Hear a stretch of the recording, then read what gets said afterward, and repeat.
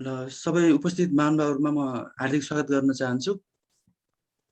यो हाम्रो चाहिँ सेसा केसीले आज 4th इयरलाई हाम्रो सिभिल इन्जिनियरिङको 4th इयर स्टुडेन्टहरुलाई चाहिँ माइक्रोसफ्ट प्रोजेक्ट र प्राइम भेरा सिकाउने उद्देश्यले सफ्टवेयर ट्रेनिङको ज्ञान दिने उद्देश्यले चाहिँ हामीले चाहिँ यो कार्यक्रम आयोजना गरेको छौं, यो सेसन आयोजना गरेको छौं र हामी धेरै आज यो औपचारिकतातर्फ जाँदैनौं। म सर्वप्रथम त हाम्रो आदरणीय आजको कार्यक्रमको प्रमुख अतिथि काठमाडौँ इन्जिनियरिङ कलेजका चेयरपर्सन तथा प्रिन्सिपल आदरणीय इन्जिनियर प्रोफेसर हाम्रो हिरेन्द्रमान प्रधान सरलाई कार्यक्रमको प्रमुख अतिथिको आतिथ्य ग्रहणका निम्ति हार्दिक अनुरोध गर्न चाहन्छु। यसै गरिकन सिभिल विभागका विभागीय प्रमुख इन्जिनियर अर्जुन पौडेल सरलाई पनि म हार्दिक स्वागत गर्न चाहन्छु। त्यसै गरिकन सिभिल विभागका वरिष्ठ प्राध्यापक आदरणीय सर इन्जिनियर विकास राज जोशी सरलाई पनि म कार्यक्रममा स्वागत गर्न चाहन्छु। नमस्कार है सबैजनालाई। र यसै गरिकन मैले रमेश सरलाई पनि देखिरहेको थिएँ, इन्जिनियर रमेश काफ्ले सरलाई पनि म कार्यक्रममा स्वागत गर्न चाहन्छु। र आजको विशेष व्यक्तित्व हामीले छुटाउनै नहुने व्यक्तित्व हाम्रो आजको यस कार्यक्रमका ट्रेनर हाम्रो ज्ञानदाता आदरणीय इन्जिनियर सुभाष भट्टराई सरलाई पनि म कार्यक्रममा विशेष स्वागत गर्न चाहन्छु। र म धेरै भूमिका नलम्ब्याइकन कार्यक्रमको बारेमा छोटो जानकारी यहाँ म प्रस्तुत गर्न चाहन्छु। यो चाहिँ हाम्रो सेसाले यो सेसनमा यो कार्यसमिति गठन भइसकेपछि आयोजना गरेको झन्डै 16औं कार्यक्रम हो, 16औं औपचारिक कार्यक्रम हो। यो झन्डै डेढ सेमिस्टर 2 सेमिस्टर पनि पुरा हुन पाएको छैन। यो अन्तरालमा लगातार कार्यक्रमहरू गर्दै जाँदा हामी 16औं कार्यक्रममा पुगिसकेको छौँ र एक दुईटा कार्यक्रमहरू पेन्डिङमा पनि छ। म्यागजिन लन्च लगायतका कार्यक्रमहरू विविध कार्यक्रमहरू हाम्रो चलि नै रहेको छन् र तीमध्येको एउटा कार्यक्रम यो 16औं कार्यक्रम हो। 16वटा कार्यक्रम हामीले गरिसकेका छौँ र यो कार्यक्रम सायद 5-7 दिन कति हुन्छ अब आदरणीय सुभाष सरले त्यही हिसाबमा सायद अगाडि लैजानुहुन्छ होला। र अब यो कार्यक्रम हाम्रो चलिरहँदा अब यसको चाहिँ क्राइटेरियाहरू फुलफिल हाम्रो सरले सुभाष सरले चाहिँ यसको क्राइटेरियाहरू राख्नुहुनेछ र त्यो क्राइटेरियामा स्ट्यान्ड आउट हुने विद्यार्थीहरूलाई सर्टेन सर्टिफिकेटहरूको पनि व्यवस्था हामीले सेसा मार्फत कलेज मार्फत पक्कै पनि गर्ने नै छौँ। र यो सेसनमा हामीले त्यस्तो धेरै फीहरू केही पनि उठाएको छैनौँ। एज अ भोलिन्टियरिङ भनेर 100 रुपिस उठाएको छौँ। त्यही 100 रुपिस उठाउन पनि हामीलाई धौधौ छ, सबै उठाउन सकेको छैनौँ अझै पनि। एउटा सामान्य जानकारी मात्रै। र यो कार्यक्रम हामीले अगाडि नै सुरु गर्ने भनेर तयारी गरेको थियौँ, तर सडनली यो ब्याक इक्जामहरू सुरु भइसकेपछि अब साथीहरूले धेरैले चाहिँ अब यसमा पार्टिसिपेट हुने इच्छा जाहेर गरिसकेपछि सबैको सहभागिता होस् भनेर मेजर विषयहरूको ब्याक इक्जाम कटिसकेपछि हामीले अब अहिले योबाट चाहिँ सुरु गरेका छौँ र अब आजबाट चाहिँ फर्मल्ली कार्यक्रम चाहिँ स्टार्ट हुनेछ। र म यो कार्यक्रमको बारेमा थोरै केही भनिदिनु हुन आदरणीय अर्जुन पौडेल सरलाई म विशेष आफ्ना शब्दहरूको निम्ति अनुरोध गर्न चाहन्छु। ल धन्यवाद जनक। अब कार्यक्रमको सर्वप्रथम चाहिँ कार्यक्रमको सफलताको शुभकामना। कार्यक्रममा उपस्थित आदरणीय चेयरम्यान सर, हाम्रो ट्रेनर सुभाष भट्टराई सर, विकास सर, रमेश सर लगायत सम्पूर्ण सहभागीहरू। सेसाको स्थापनादेखि केही एकाडेमिक कुराहरूमा अलिकति सहयोग गर्दै गर्दै आइरहेको छ र अहिलेको कार्य समितिले निकै नै राम्रो किसिमले कामहरू गर्दै आएको हुँदा र यो कार्यक्रम गर्ने भनेर जनकसँग अलिकति अगाडिदेखि नै केही सरसल्लाह चाहिँ भएको थियो। सायद अब विद्यार्थीहरूको हाम्रो ट्रेनर सरहरूको यी सबै कुराहरूको समय मिलाउँदै गर्दा यो टाइम उपयुक्त भयो भने र यो समयमा सबैले यो चिजहरू राम्रोसँग सिकौँ र केही अगाडि बढौँ भन्ने शुभकामनाका साथ कार्यक्रमको सफलताको कामना गरेँ मैले। हस्, धन्यवाद।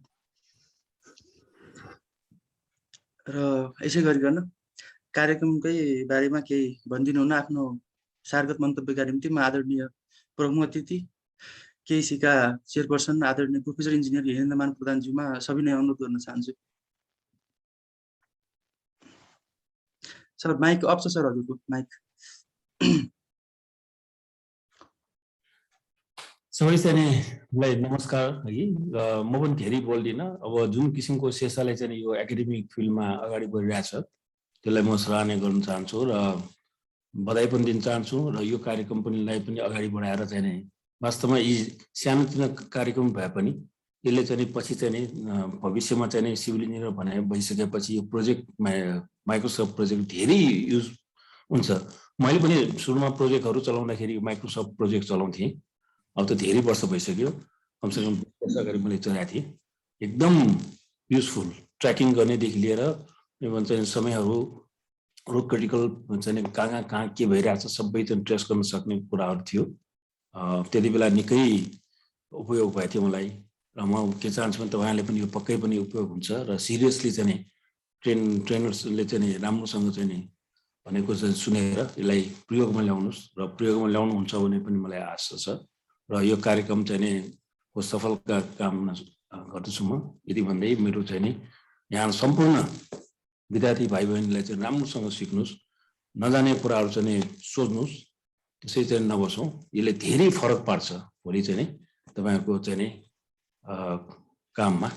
यति भन्दै यहाँ चाहिँ पुनः चाहिँ एक्चुअली यो कार्यक्रम सफल होस् भन्ने शुभकामना दिँदै मेरो सानो हुन्छु। धन्यवाद। धन्यवाद सर। र यसै गरिकन आफ्ना केही भनाइहरू राख्दिनँ। म आजका ट्रेनर आदरणीय सर इन्जिनियर सुभाष भट्टराई सरलाई पनि हार्दिक अनुरोध गर्दछु। धन्यवाद जनक भाइ, प्रोफेसर सर, त्यसरी एचओडी सर, विकास सर, रमेश सर हुनुहुन्छ जस्तो लाग्यो र सम्पूर्ण विद्यार्थी भाइ बहिनीहरू। अब यसमा हामीले धेरै भनौँ न धेरै समयको अन्तरालपछि सुरु चाहिँ गर्न सकिरहेछौँ। हामीले करिब 5-7 दिनमा एमएस प्रोजेक्टको बेसिक फिचर्सहरूको बारेमा जानकारी पाउँछौँ र सिम्पलदेखि लिएर कम्प्लेक्ससम्मको सेड्युलिङको पाटोमा मैले समेट्ने कोसिस गर्छु एमएस प्रोजेक्टमा र समयले त्यही अनुसारको भ्यायो भने हामीले ट्र्याकिङ पनि गर्ने किसिमले ट्र्याकिङ कसरी गर्ने र त्यसको चाहिँ प्रोग्रेस रिपोर्टहरू कसरी चाहिँ तयार गर्ने त्यहाँसम्मको पाटोमा मैले लैजाने कोसिस गर्छु एमएस प्रोजेक्टको हकमा भने प्रायः भेरा चाहिँ हामीले त्यसपछि केही समयको ग्याप पछाडि प्रायः भेरालाई पनि सुरु गर्छौँ। अब अघि नै सरले भनिसक्नु भएको छ, एक्चुअली यो युजर फ्रेन्डली सफ्टवेयर छ प्लानिङको हकमा।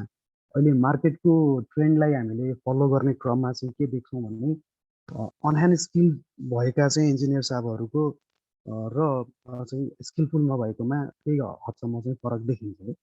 अहिले कम्प्युटरको चाहिँ सफ्टवेयरको पालना गर्ने अथवा त्यसलाई प्रयोग गर्ने क्रममा चाहिँ स्किल इन्हान्समेन्ट गर्ने पाटोको रूपमा हामीले हेर्न सक्छौँ।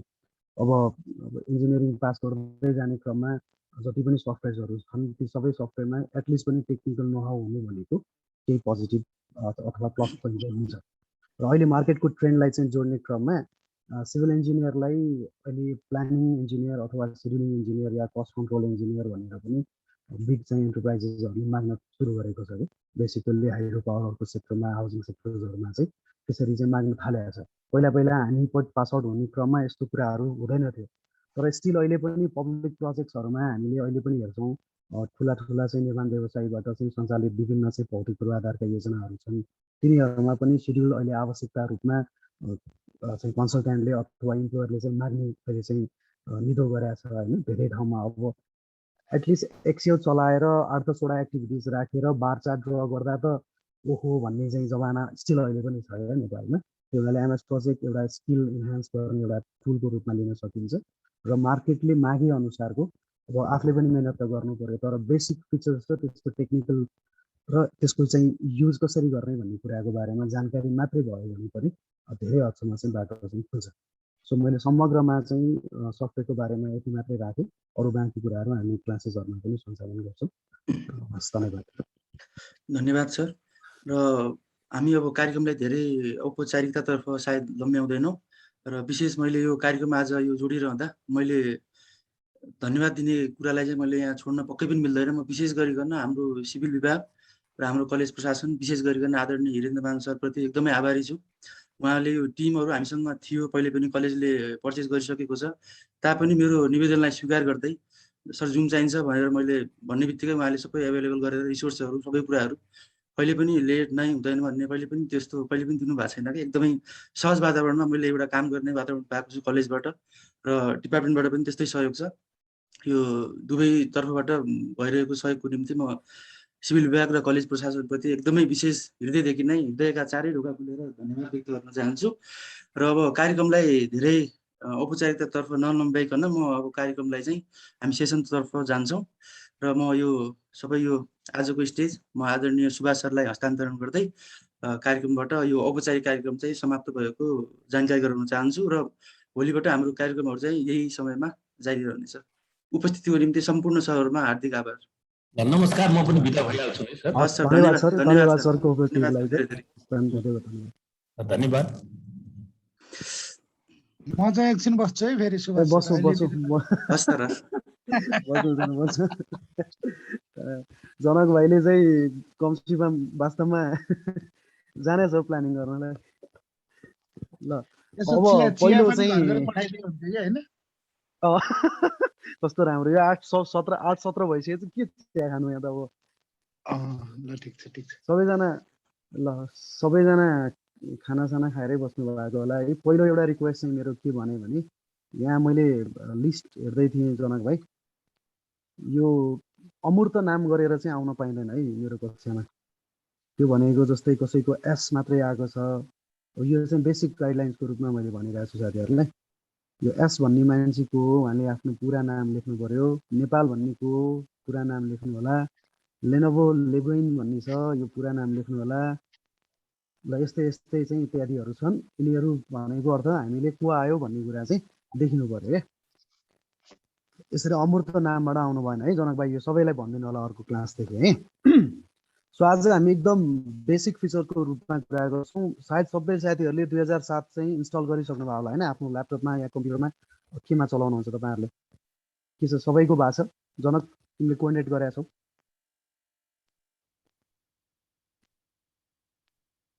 तिम्रो अफ छ, माइक अफ छ। जनक अफ छ माइक।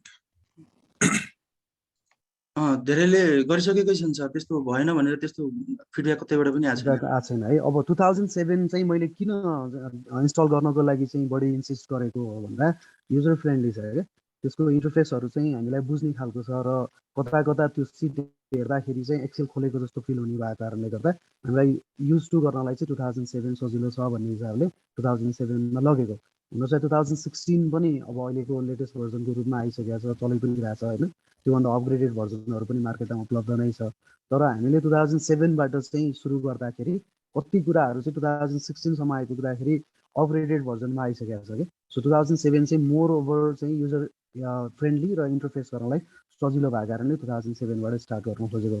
अब विकास सर पनि सम्भवतः सधैँ जस्तो क्लासमा आउनुभयो भने मलाई सजिलो पनि हुन्छ, सरले पनि केही कुराहरू राख्नुहुन्छ एमएस प्रोजेक्टको बारेमा होइन विकास सर? अलिअलि अब जानेको कुराहरू म पनि सिक्दैछु सर। म पनि यसलाई चाहिँ एक्सपर्टको रूपमा आफूलाई भन्नुभन्दा पनि प्र्याक्टिसनरको रूपमा बुझ्छु होइन। सो प्र्याक्टिस गर्दै जाने कुराहरू छन्, कति कुराहरू खोज्नु पनि पर्छ, सबै चिज देखिँदैन पनि है। सो 2007 इन्स्टल गरिसकेका छ भने म प्रोजेक्ट गर्छु एकचोटि।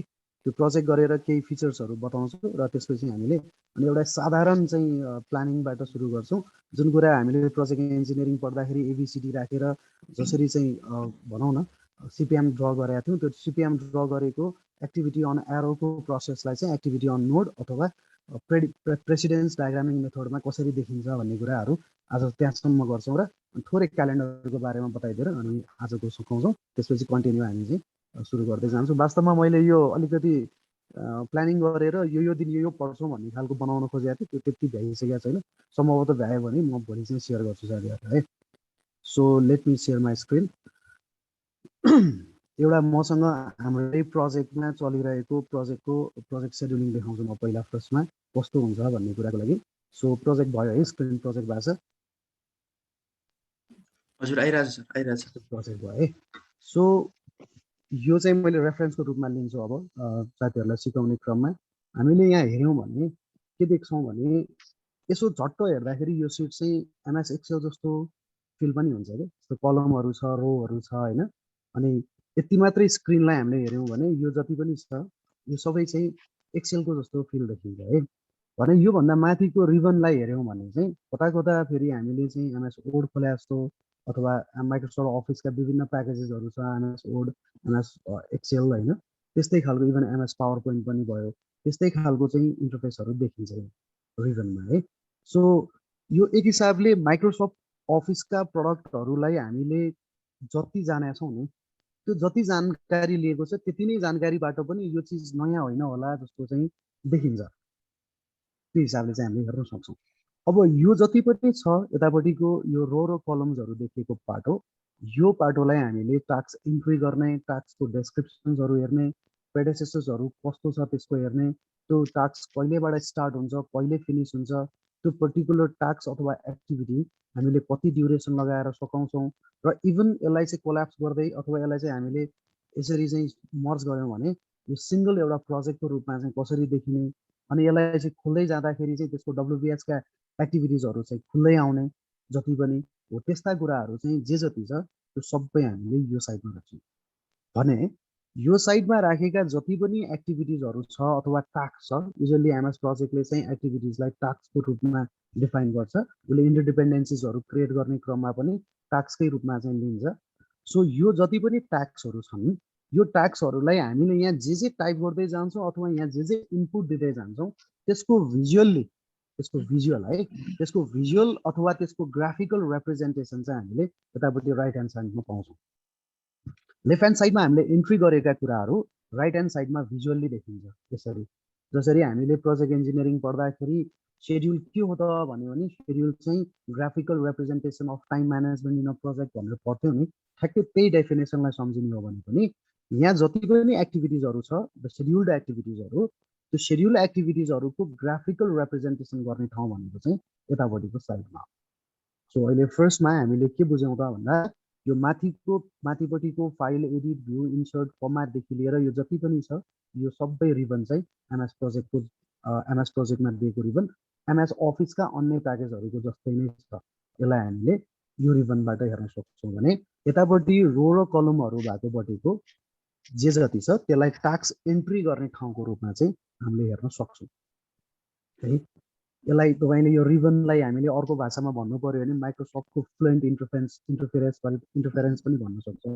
होइन त्यो त्यतातिर टेक्निकल शब्दतिर हामीलाई जानु परेन हाम्रो लागि इनपुट कसरी लिन्छ र त्यसले आउटपुट के दिन्छ भन्ने कुरा चाहिँ हेर्नु जरुरी छ है सो यो भाग जति छ त्यो भाग सबैलाई हामीले एन्ट्री गर्ने टास्कसँग रिलेटेड कुराहरू सबै गर्ने कुराहरू यसमा छ भने त्यसको ग्राफिकल रिप्रेजेन्टेसन चाहिँ हामीले यता राइट ह्यान्ड साइडमा पाउँछौँ जहाँ तपाईँले हेर्नुभयो भने सिम्पल बार चार्टको रूपमा देखिन्छ है अब त्यो देखेको सिम्पल बार चार्टलाई हामीले कम्प्लेक्स कसरी बनाउने भन्ने कुराहरू छ यो चाहिँ फुल स्केलको कुनै पनि प्रोजेक्ट हो यो जहाँ चाहिँ हामीले हाम्रै आफ्नै अफिसको प्रोजेक्टको चाहिँ जति चाहिँ रिसोर्सेसहरू छ त्यो सबै रिसोर्सेसहरूलाई शुद्ध इन्ट्री गरेर यहाँ स्केल अन स्केल लेभल देखिरहनु भयो होला होइन इक्विपमेन्टको ठाउँमा लेखिरहेको हुन्छ यहाँ एग्रिगेटहरू छ स्यान्ड छ है त्यो सबै कुराहरू पछि कसरी एन्ट्री गर्ने सिमेन्ट छ त्यो कुराहरू चाहिँ म सिकाउँदै जान्छु र अहिलेलाई यति सम्झौँ कि यतापट्टि ट्याक्स हेर्छौँ र त्यसपछि यो चाहिँ हाम्रो रिसोर्सेसलाई देखाउने सेड्युलको बार चार्टको फर्मेट हो अर्थात् ग्यान्ट चार्टको फर्मेट हो अब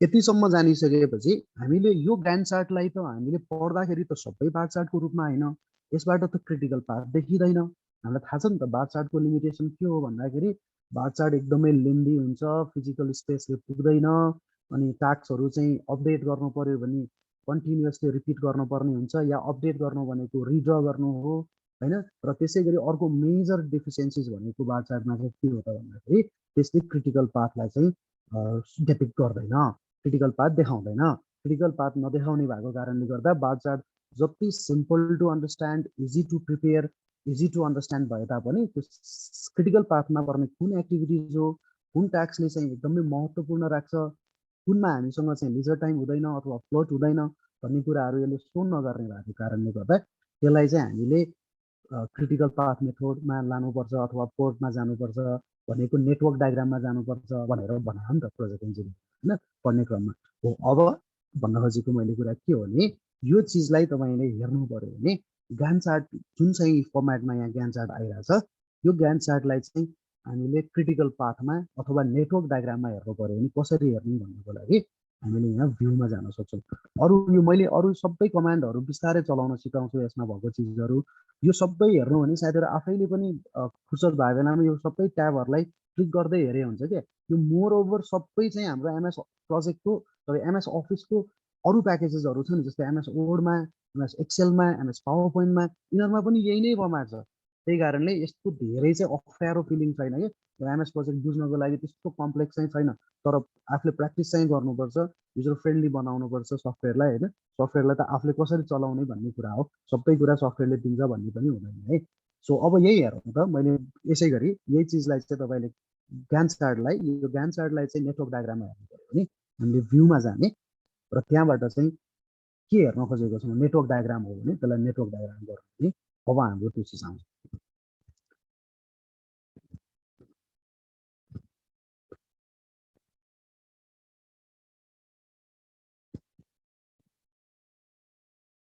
यहाँ देख्नुभयो होला साथीहरूले यो धेरै एक्टिभिटिज भएको कारणले देखाउन गाह्रो भयो तैपनि ल हेर्नुहोस् त यहाँबाट अब सर्टकट कीको लागि यसलाई जुम गर्न पर्यो भने कन्ट्रोल ब्ल्याक स्ल्यास थिच्ने है कन्ट्रोल थिचेर ब्याक स्ल्यास छ नि त्यसलाई गऱ्यो भने जुम हुन्छ र त्यसलाई जुम इन गर्नु पर्यो भने चाहिँ सर्टकट की सम्झिनु है कन्ट्रोल ब्याक स्ल्यास थिच्यो भने यो जुम हुँदै जान्छ अब जुमलाई चाहिँ कम गर्नु पर्यो अथवा जुम चाहिँ जुम आउट गरेर हेर्नु पर्यो भने चाहिँ हामीले कन्ट्रोल सिफ्ट थिचेर एस्ट्रिक थिच्दै आउने सिफ्ट किन थियो एस्ट्रिक डाइरेक्टली थिच्न मिल्छ भने कन्ट्रोललाई एस्ट्रिक थिच्नु होला होइन भने मिल्दैन भने कन्ट्रोल सिफ्ट थिचेर त्यो 8 भएको ठाउँमा चाहिँ एस्ट्रिक छ नि त्यसलाई चाहिँ एकैचोटि चाहिँ थिच्नुभयो भने जुम आउट हुँदै आउँछ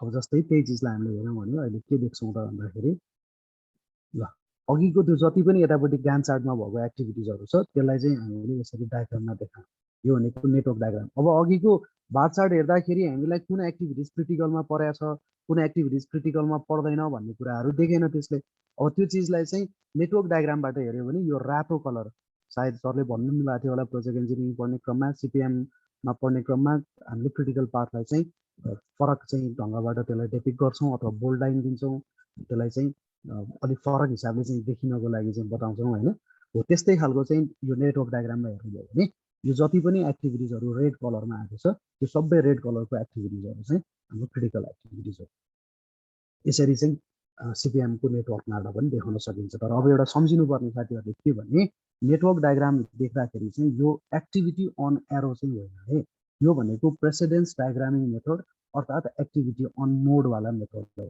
जहाँ चाहिँ टास्कहरूलाई हामीले नोडमा राख्छौँ अथवा एक्टिभिटीहरूलाई हामीले नोडमा राखेर देखाउँछौँ एक्टिभिटीलाई एरोमा राखेर गर्नेलाई चाहिँ हामी एक्टिभिटी अन एरो डायग्रामिङ मेथड भन्छौँ भने यसले लिने मेथड भनेको चाहिँ प्रेसिडेन्स डायग्रामिङ मेथड हो भन्ने कुरा बुझ्नु पर्यो ल अब यति कुरा आजलाई मैले यहाँसम्म भनिसकेपछि अब हामी नयाँ प्रोजेक्टबाट सुरु गर्छौँ है सो सबै साथीहरूले एमएस प्रोजेक्ट त आफ्नो ल्यापटपमा खोलिसक्नु भएको होला हामीलाई फाइलबाट न्यू भन्ने चिज आउँछ यो सिम्पल हो एमएस अफिसमा भएको सबै प्याकेजेसमा त्यही छ नि होइन तपाईँले वर्ड फाइललाई नयाँ गरेर खोल्नु पऱ्यो भने पनि न्यू नै जाने हो एक्सेल फाइललाई पनि नयाँ खोल्नु पऱ्यो भने न्यू नै गरेर खोल्ने हो त्यस्तै गरी यसमा पनि एमएस प्रोजेक्टमा पनि यसलाई न्यू भनेर यसरी गर्न सकिन्छ र अब यहाँ गर्दाखेरि तपाईँसँग भएको अलरेडी प्रोजेक्ट्सहरूको एक्टिभिटिजहरूको कुनै सेड्युल छ भने त्यहाँबाट खोल्न सक्नुहुन्छ फ्रम एक्जिस्टिङ प्रोजेक्ट भनेर म तपाईँहरूलाई चाहिँ 2-4वटा मेल पनि गर्छु केही चाहिँ फर्मेटहरू जस्तै सानो सानो प्रोजेक्टहरूको गरेका प्रोजेक्टहरू छन् जस्तै बिट बुझाउने बेलामा बुझाएका सेड्युलहरू छन् कुनै चाहिँ कन्ट्र्याक्ट एग्रिमेन्ट गर्ने बेलामा बुझाएका सेड्युलहरू छन् इरिगेसनको छ त्यसै गरी रोडको छ बिल्डिङको छ होइन त्यस्ता जति पनि छन् ती टेम्प्लेट फाइलको रूपमा प्रयोग गर्न सकिन्छ तिनीहरूलाई म पठाउँछु इमेल गरिदिन्छु म जनकलाई त्यहाँबाट जनकले सेयर गर्ला अहिलेलाई चाहिँ हामीले यहाँबाट नयाँ प्रोजेक्टको रूपमा ब्ल्याङ्क प्रोजेक्ट भनेर खोल्यौँ है त ब्ल्याङ्क प्रोजेक्ट भनेर खोलिसकेपछि यस्तो आयो यो सबैकोमा आयो त यो ब्ल्याङ्क प्रोजेक्ट जनक आछ निकाल्यौ तिमीले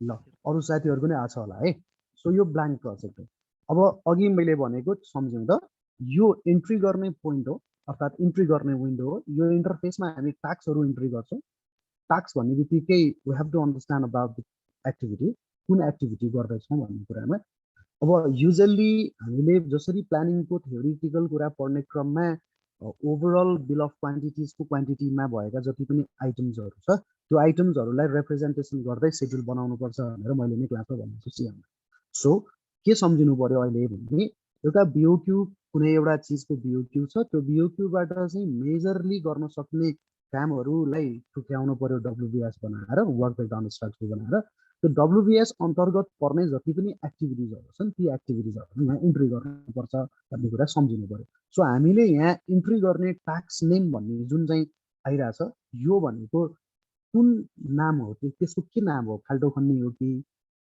गाह्रो लाउने हो कि प्लास्टर गर्ने हो कि अथवा सिमेन्ट प्रोसेस गरेर ल्याउने भने हो कि लेआउट गर्ने भने हो कि के चाहिँ टास्क हो त त्यो टास्कलाई चाहिँ हामीले यहाँ लेख्छौँ अर्थात् एक्टिभिटिजलाई यसको दोस्रो कलममा हेऱ्यौँ भने साथीहरूले के देख्न सक्नुहुन्छ त भन्दा यो भनेको ड्युरेसन त्यो पर्टिकुलर टास्क अथवा त्यो पर्टिकुलर एक्टिभिटी सम्पन्न हुनलाई कति समय लाग्छ डेजमा लिन्छ यसले डिफल्टको रूपमा त्यो डेज कति दिन लाग्छ त्यो डेज एक दिन भनेको कति समय हो भन्ने कुराहरू पनि अहिले म बुझाउँछु। त्यसै गरी स्टार्ट कहिले गर्ने त, स्टार्ट हामीले कहिलेबाट गर्ने, तपाईँले केही पनि भन्नु भएन, प्रोजेक्टको क्यालेन्डरमा सेट गर्नु भएको छैन भने उसले डिफल्ट तपाईँले जहिलेबाट चाहिँ प्लानिङ गर्न सुरु गर्नु हो तहिलेबाट लिन्छ उसले स्टार्ट। त्यसको फिनिस कहिले गर्ने भनेको इट डिपेन्ड्स है, ड्युरेसन तपाईँले कति दिनुभएको छ त्यो ड्युरेसन, स्टार्ट डेटमा ड्युरेसन जोडिएपछि आउने जुन डेट हो त्यो फिनिस डेट भनेर उसले आफैले लिन्छ। वास्तवमा माइक्रोसफ्ट प्रोजेक्टले यति धेरै सजिलो बनाइदिएको छ कि कति कुराहरूमा डिपेन्डेन्सिजहरू आफैले क्रिएट गरिदिन्छ कि हामीलाई सोचिराख्नै पर्दैन। 2007मा जति पनि एन्ट्री गर्छौँ त्यो सबै अटोमेटिक डिपेन्डेन्सिजको रूपमा उसले लिन्छ, र 2016को भर्जनमा आइपुग्दाखेरि चाहिँ तपाईँले सेड्युल गर्ने क्रममा अटोमेटिकल्ली त्यसलाई चाहिँ इनपुट दिने कि या म्यानुअली दिने भन्ने दुईवटा अप्सन्स हुन्छ। तपाईँहरूको जस्तो 2016 छ त्यसको यहाँ तलपट्टि गएर हेर्नुभयो भने यहाँ तल चाहिँ एउटा इन्फर्मेसन आइरहेको होला, त्यो इन्फर्मेसनमा चाहिँ म्यानुअली त्यसलाई इनपुट दिने कि अथवा म्यानुअली सेड्युल गर्ने कि या अटो सेड्युल गर्ने भनेर भन्ने।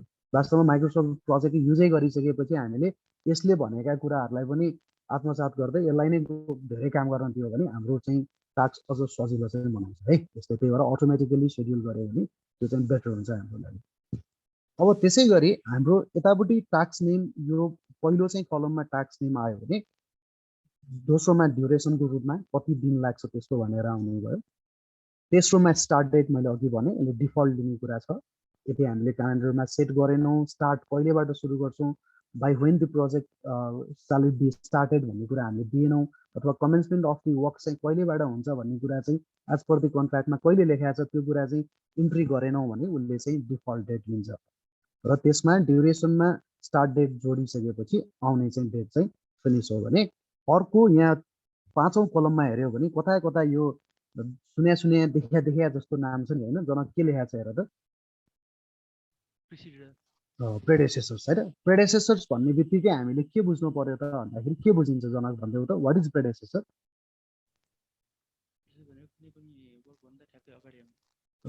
कुनै पनि वर्क स्टार्ट गर्नको लागि त्यसको प्रेडेसेसर अर्थात् त्योभन्दा अगाडि सकिनुपर्ने एक्टिभिटीसँग रिलेसन हो भनेको। प्रेडेसेसरले दिने रिलेसन भनेको के हो त भन्दा फिनिस र स्टार्ट बिचको रिलेसनसिपमा राम्रोसँग चाहिँ डेपिक्ट गर्ने एउटा रिलेसनसिप छ, त्यसलाई हामीले प्रेडेसेसर्स भनेर भन्छौँ। युजल्ली हामीले पढ्ने क्रममा दुई किसिमको चाहिँ एक्टिभिटीको ग्रुपमा पढ्छौँ हामी, एउटा प्रेडेसेसर्स एक्टिभिटी, अर्को सक्सेसर्स एक्टिभिटी होइन। सिरियलमा पर्ने एक्टिभिटिजहरू चाहिँ जुन चाहिँ फिनिस टु स्टार्टको रिलेसनसिपमा बस्छ तिनीहरूमा प्रेडेसेसर सक्सेसर हुँदै आउँछ भने अन्य रिलेसनसिपमा बस्ने क्रममा पनि सक्सेसर र प्रेडेसेसरको रोल चाहिँ हुन्छ। सो प्रेडेसेसर्स भनेको त्यो एक्टिभिटी कुन चाहिँ एक्टिभिटीको फिनिस डेटसँग या कुन एक्टिभिटी फिनिस भइसकेपछि चाहिँ त्यो स्टार्ट हुन्छ भन्ने कुराको रिलेसनसिपलाई मेन्टेन गर्छ प्रेडेसेसरले। प्रेडेसेसरको मिनिङ त्यो हो। यसले यो लिने कुरामा हामीले इनपुट आफैले दिनु पर्यो।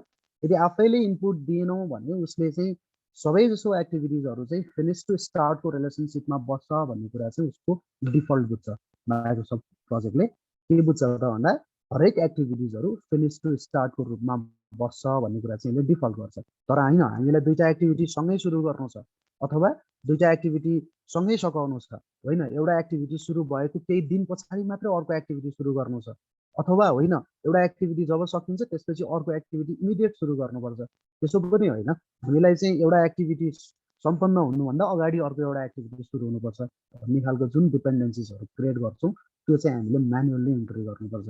त्यो अहिले मैले भनेका कुराहरू चाहिँ नेपालीमा भने, तर त्यो चाहिँ इङ्ग्लिसमा पढिसकेको छ साथीहरूले। त्यो भनेको स्टार्ट टु स्टार्टको रिलेसनसिप, स्टार्ट टु फिनिसको रिलेसनसिप, फिनिस टु स्टार्टको रिलेसनसिप र फिनिस टु फिनिसको रिलेसनसिप हो। त्यो चिजहरू भनेको हामी प्रेडेसेसर यहाँ इन्ट्री गर्ने बेलामा त्यसलाई चाहिँ इन्पुट दिन्छ भने यतापट्टि रिसोर्सेसको नेम छ, त्यो रिसोर्सेसको कुरामा म पछाडि आउँछु। सो यो चाहिँ इन्ट्री गर्ने विन्डोको रूपमा हामीले हेर्न सक्छौँ भने यतापट्टि तपाईँहरूले हेर्नुभयो भने यहीँबाट देख्नुहुन्छ जनवरी 9, 2022, जनवरी 16, 2022, जनवरी 23, 2022 इच एन्ड एभ्री विक्सहरू देखाएको छ यसले। सो डिफल्टको रूपमा उसले आजकै दिनबाट लिन सक्छ। अब हामी सिम्पल रूपमा एउटा इन्ट्री गरेर हेर्नु है त, के पनि नगर्ने आज पहिला कसरी चलाउने भन्ने कुरामा यसको चिज हेर्नु पर्यो क्या। माइक्रोसफ्टले दिने म्याजिकलाई प्रयोग गर्ने हो हामीले। हाम्रो काम भनेको म्यानुअल्ली माइक्रोसफ्टलाई हामीले भनेअनुसार गर भनेर बताइदिने हो। उसले त्यो कुरा चाहिँ त्यो जुन टेडियस सेड्युलिङको पार्टो छ जुन हामीले म्यानुअल्ली गर्नु पर्यो भने हातले गर्नु पर्यो भने त्यो चिजलाई उसले चाहिँ इन्टरफेस युज गरेर इजिली राम्रो चाहिँ फर्मेटमा देखाइदिने काम गर्छ है त। सो अब मैले जे गर्छु त्यही अनुसारले साथीहरूले यसमा इन्ट्री गर्न सुरु गरौँ। लेट अस सपोज एउटा टास्क नेम पहिला हामीले पढेको जस्तो छ त्यही अनुसारको बानी लगाउँ। लेट अस सपोज ए भन्ने एउटा एक्टिभिटी मैले यहाँ टाइप गरेँ, सबैले त्यही गर्ने है। ए भन्ने एक्टिभिटी ए भन्ने एक्टिभिटी चाहिँ साइट मोबिलाइजेसन होला, ए भन्ने activity award of the contract हुन सक्ला, ए भन्ने एक्टिभिटी अथोकिन एक्साबिसन हुन सक्ला, ए भन्ने एक्टिभिटी साइट लेआउट हुन सक्ला, वाट एभर इज द्याट। हामीले पहिला सुरुमा थ्योरिटिकल पोइन्ट अफ भ्यूबाट त्यसरी नै बुझ्छौँ। सो ए भन्ने एक्टिभिटीलाई मैले स्टार्ट यहाँ राखेँ भने ए लेखेपछि मैले अब इन्टर थिएँ है साथीहरू, सबैले एन्टर थिएँ, यसलाई इन्टर गरौँ। यसले के गर्यो त हेर्नु त, के गर्यो जनक हेर त। ए भन्ने एक्टिभिटीलाई मैले त्यहाँ इन्ट्री गर्ने बित्तिकै अरू जादु गर्यो यसले आफैले। त्यो कस्तो जादु गर्यो त भन्दा यहाँ मैले ए भन्ने लेखेको थिएँ, यसले ए भन्ने चिज चाहिँ बुझ्दैन। यसलाई यसको लागि ए भनेको एक्साबिसन भनेको हो कि साइट क्लियरेन्स भने हो कि अथवा मोबिलाइजेसन भने हो कि या अथोकिन एक्साबिसन भने हो, त्यो कुरा हामीलाई मात्र थाहा छ, यसलाई थाहा छैन।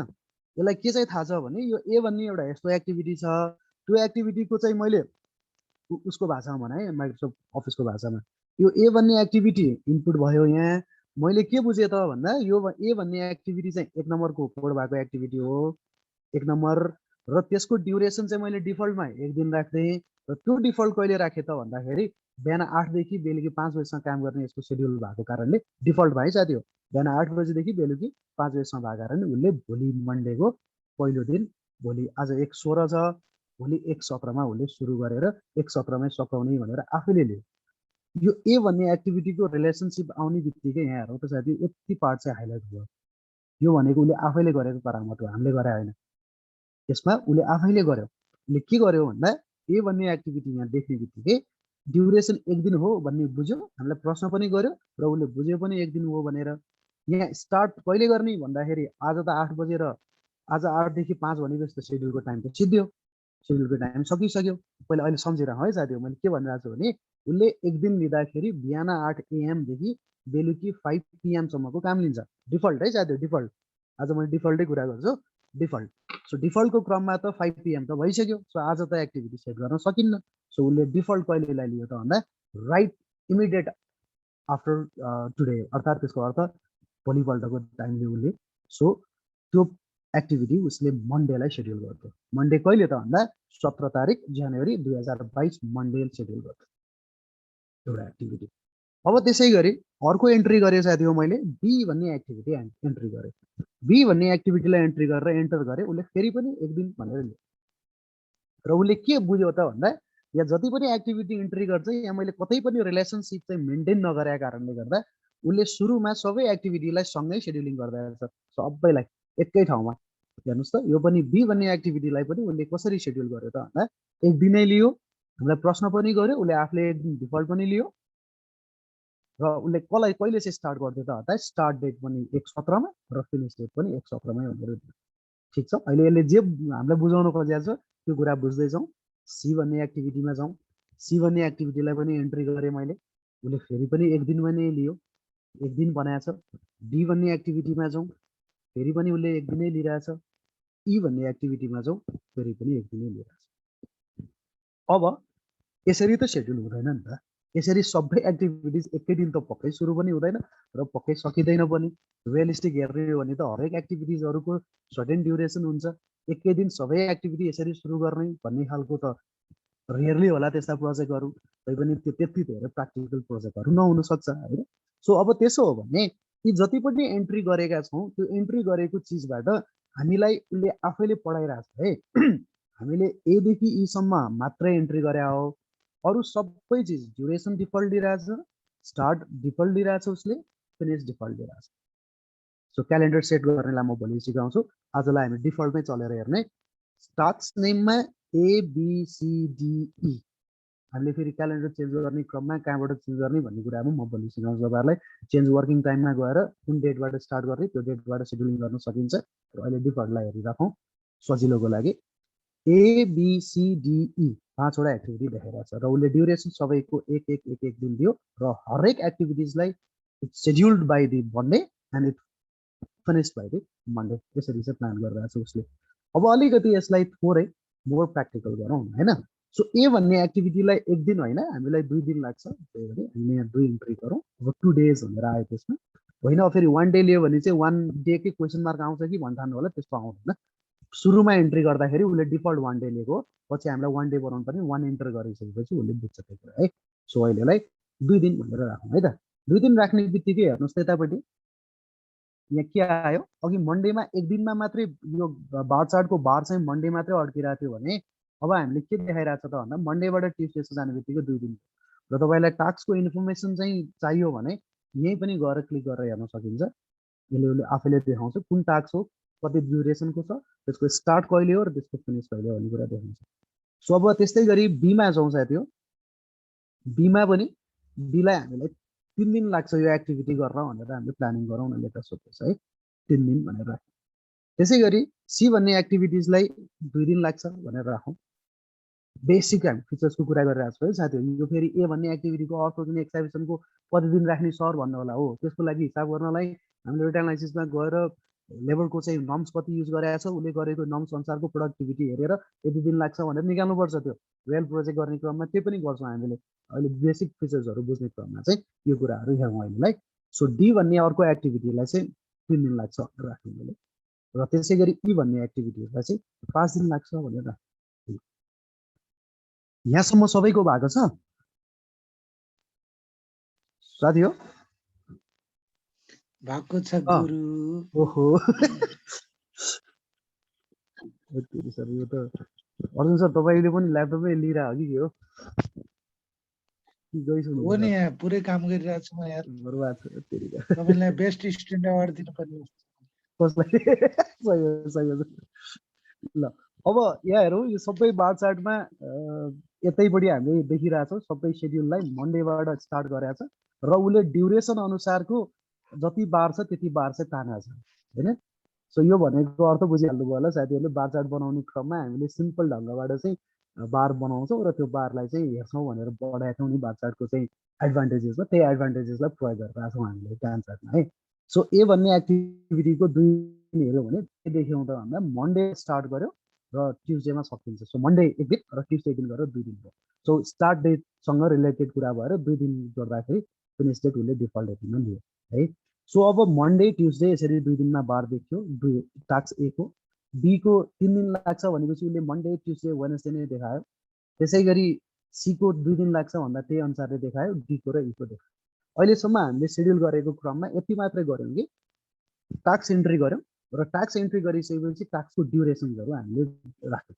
ड्युरेसन्स त्यो पर्टिकुलर टास्कलाई कम्प्लिसन गर्नलाई कति दिन लाग्छ भनेर हामीले ड्युरेसन इन्ट्री गऱ्यौँ। टास्क इन्ट्री गऱ्यौँ र ड्युरेसन इन्ट्री गऱ्यौँ। ड्युरेसन इन्ट्री गरिसकेपछि क्यालेन्डर डिफल्टमा भएको कारणले उसले स्टार्ट भोलिको दिनबाट लियो र ड्युरेसन अनुसारले उसले फिनिस डेट आफैले फिक्स गर्यो।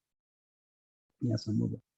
अब यति चिजलाई हामीले अब सर्टकट रूपमा प्रयोग गरेर माइक्रोसफ्ट अफिस के अरे प्रोजेक्ट तिमी आफै चाहिँ सेड्युल गर भनेर छोड्दिन नि सक्छौँ, होइन भने हामीले कसरी सेड्युल गर्ने त्यही अनुसारको सेड्युलिङ गर्न नि सक्छौँ। लेट अस सपोज कि अब हामीले के याद गरौँ भने यस्तो 5वटा एक्टिभिटी छानिएछौँ कि साथीमा हामीले यो सबै एक्टिभिटिजहरू चाहिँ फिनिस टु स्टार्टको रिलेसनसिपमा बसेको छ भन्ने सम्झिनु पर्यो।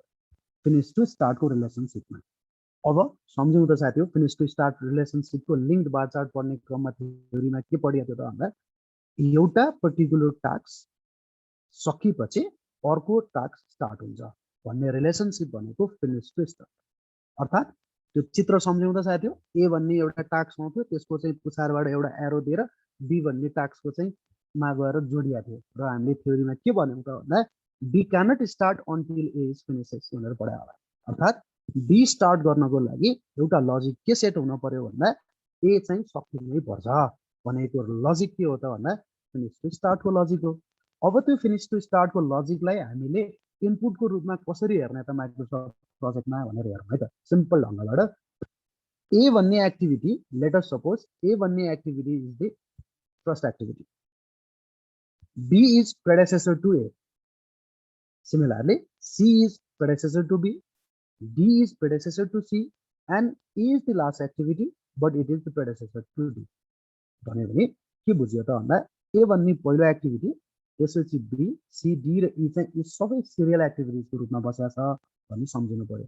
सिरियल एक्टिभिटिज है साथी हो। तपाईँले पढ्नु भएको छ नि एक्टिभिटीको टाइपमा एउटा सिरियल एक्टिभिटिज हुन्छ, जस्तै construction of wall followed by plastering followed by painting serial activities भने concurrent activities पनि हुन सक्छ कहिलेकाहीँ start to start को कुराहरु concurrent activities हो finish to finish को activities हरु concurrent activities हरु हो त्यस्ता concurrent activities हरु छन् भने पनि त्यसलाई पनि relationship हामीले establish गर्न सक्छौं either that could be the start to start or that could be the finish to finish तर finish to start र start to finish भनेको दुईटा चाहिँ usually serial activities को रूपमा हामीले हेर्न सक्छौं अब अघि मैले भने अनुसारको let us suppose कि यो A भन्ने पहिलो एक्टिभिटी हो B भन्ने दोस्रो एक्टिभिटी C D र E गरेको पाँचवटा एक्टिभिटी चाहिँ हामीलाई सबै चाहिँ फिनिश टु स्टार्ट को रिलेसनशिपमा बसेको छ भन्ने भन्यो भने सिम्पल हेर्नु त B भन्नेको प्रेडेसेसरमा जाने म कहाँ गए अहिले त B भन्ने एक्टिभिटीजको प्रेडेसेसरमा गए त्यहाँ गएर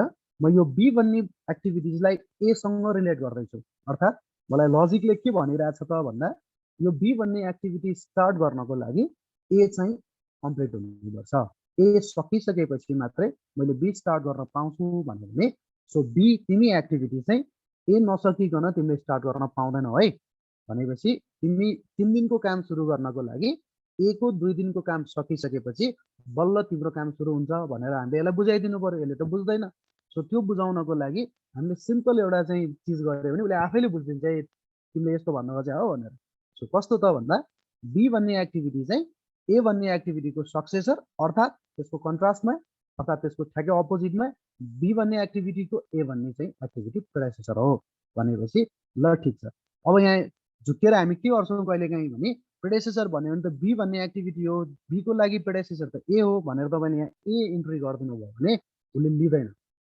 ल हेर साथी उले के भन्छ भने उले त्यो कुरा बुझ्दैन उसको लागि न्यूमेरिक भ्यालु खोज्छ उले आफैले उलाई त अघि नै भने नि मैले ABCDEFG उले के पनि बुझ्दैन यहाँ XYZ लेखेन लेख्नुस् यहाँ चाहिँ विभिन्न चाहिँ एस्ट्रिक चाहिँ अथवा स्ल्याश ह्याश जेसुकै लेख्नुस् उले त्यो मतलब गर्दैन उलाई के मतलब हुन्छ त भन्दा हामीले यहाँ एन्ट्री गरेको टास्क नेमहरुलाई उले कोड गर्छ उले कोड राखिसकेको छ यहाँ उसको लागि यो 1 2 3 4 5 भन्ने कोड हो उले यो A भन्ने के हो भन्ने कुराको लागि मतलब छैन उले त्यस्तो कुरा मतलब गर्ने त आर्टिफिशियल इन्टेलिजेन्स भइहाल्छ नि हामीले त्यो जमानामा हैन कम्प्युटरले के बुझिरहेछ त भन्दा हामीले गार्बेज दिइराछौं त्यो गार्बेजलाई उले आफ्नो हिसाबले लिइराछ अब यो गार्बेज इन गरेर गार्बेज आउटै निकाल्ने हो हामीले तर त्यो गार्बेज इन र गार्बेज आउट दिगो भन्छौं नि त्यो चीजलाई चाहिँ ह्युमन ब्रेन युज गरेर के निकाल्न खोजेको र के दिइराछौं भन्ने कुरा चाहिँ मान्छेले सोच्नु पर्यो है सो उसको लागि A भन्ने चीज उले बुझ्दैन उले यहाँ भन्यो यति लामो चाहिँ हेर्नुस् त डिस्कसन आएको छ त्यो डायलगलाई पढ्नु होला फुर्सदमा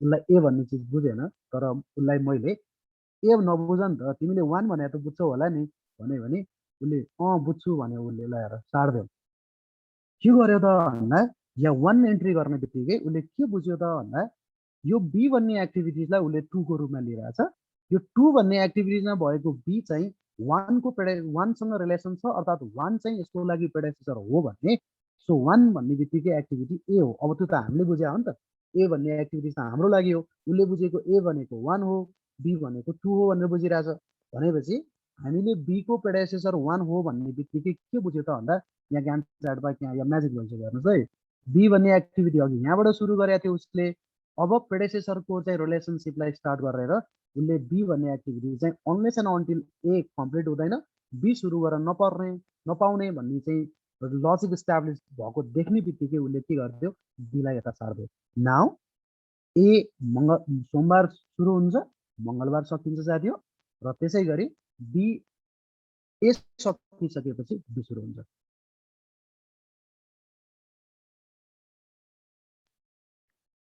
A जब मंगलबार सोमबार र मंगलबार सकिन्छ आई मिन टु से त्यसपछि आफ्टर देन बुधबार बिहीबार र शुक्रबारमा B सुरु हुन्छ अब मैले अघि भनेको अनुसारको यसै गरी चाहिँ यसलाई प्रेडेसेसर एन्ट्री गर्दै जान्छ त सो C भन्ने एक्टिभिटीजको लागि चाहिँ B प्रेडेसेसर हो भने यहाँ B राख्यो भने उले बुझ्दैन सो हामीले 2 राखिनु पर्यो 2 भनेको उसको लागि कोड लेको उसले त्यसलाई एन्ट्री गर्ने बित्तिकै सार्दै उता सार्दै अब यहाँ हेरिरहेको होला साथीहरुले यो दुईटा चाहिँ एसएस लेखिरहेछ नि यहाँ यो दुईटा एसएस मा चाहिँ छैन हामीले यहाँ एन्ट्री गरेको छौं 2 दिन तर यसले त यहाँ 4 दिन ल्याब जस्तो लाग्यो भन्नु होला हो लागेको छ नि 4 दिन लाग्यो जस्तो तर उसको लागि वर्किङ डेज 2 दिनै हो साथी तर यो दुईटा दिन चाहिँ यो खाली किन आइराछ त भन्दा यो सैटरडे र सन्डे हो उले डिफल्टमा चाहिँ हरेक सैटरडे र सन्डेलाई नन वर्किङ डेजको रूपमा लिन्छ। त्यसलाई हामी भोलि क्यालेन्डरमा गएर सेट कसरी गर्ने भन्ने कुरा भोलि सिकाउँछौँ है।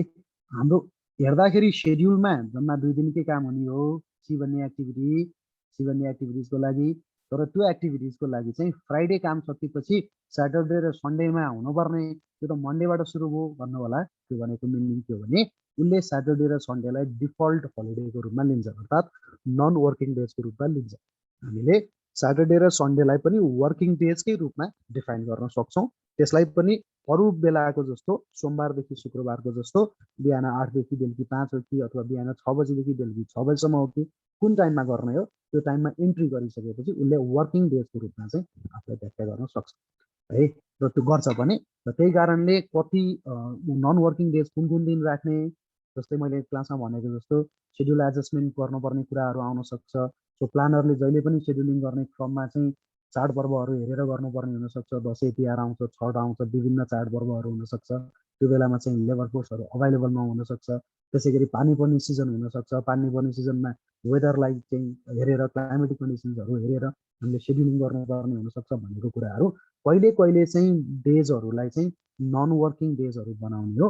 त्यो नन वर्किङ डेजहरूलाई वर्किङ डेज बनाउने कि या नन वर्किङ डेज बनाउने भन्ने कुरा चाहिँ क्यालेन्डर सेटअपमा भोलि सिकाउँछु मैले। अहिलेलाई हामीले हेर्दाखेरि के देखिरहेको छौँ त भन्दा साथीहरू, यो सैटरडे र सन्डे काम चाहिँ भएको छैन। अर्थात् फ्राइडे काम भयो। फ्राइडे काम भइसकेपछि फ्राइडेको काम पछाडि सी भन्ने एक्टिभिटी सुरु हुनुपर्ने। तर सी भन्ने एक्टिभिटिजलाई उसले सोमबार र मङ्गलबार जनवरी अर्को हप्ताको सोमबार र मङ्गलबार चाहिँ काम गराइरहेको छ उसले 23बाट 25सम्म होइन। सो यो चिज चाहिँ यसरी आउँछ भन्ने कुरा बुझ्नु पर्यो। यो एरोले दिएको लिङ्क भनेको फिनिस टु स्टार्टको लिङ्क र अब त्यही फेरि कन्टिन्यू गरौँ।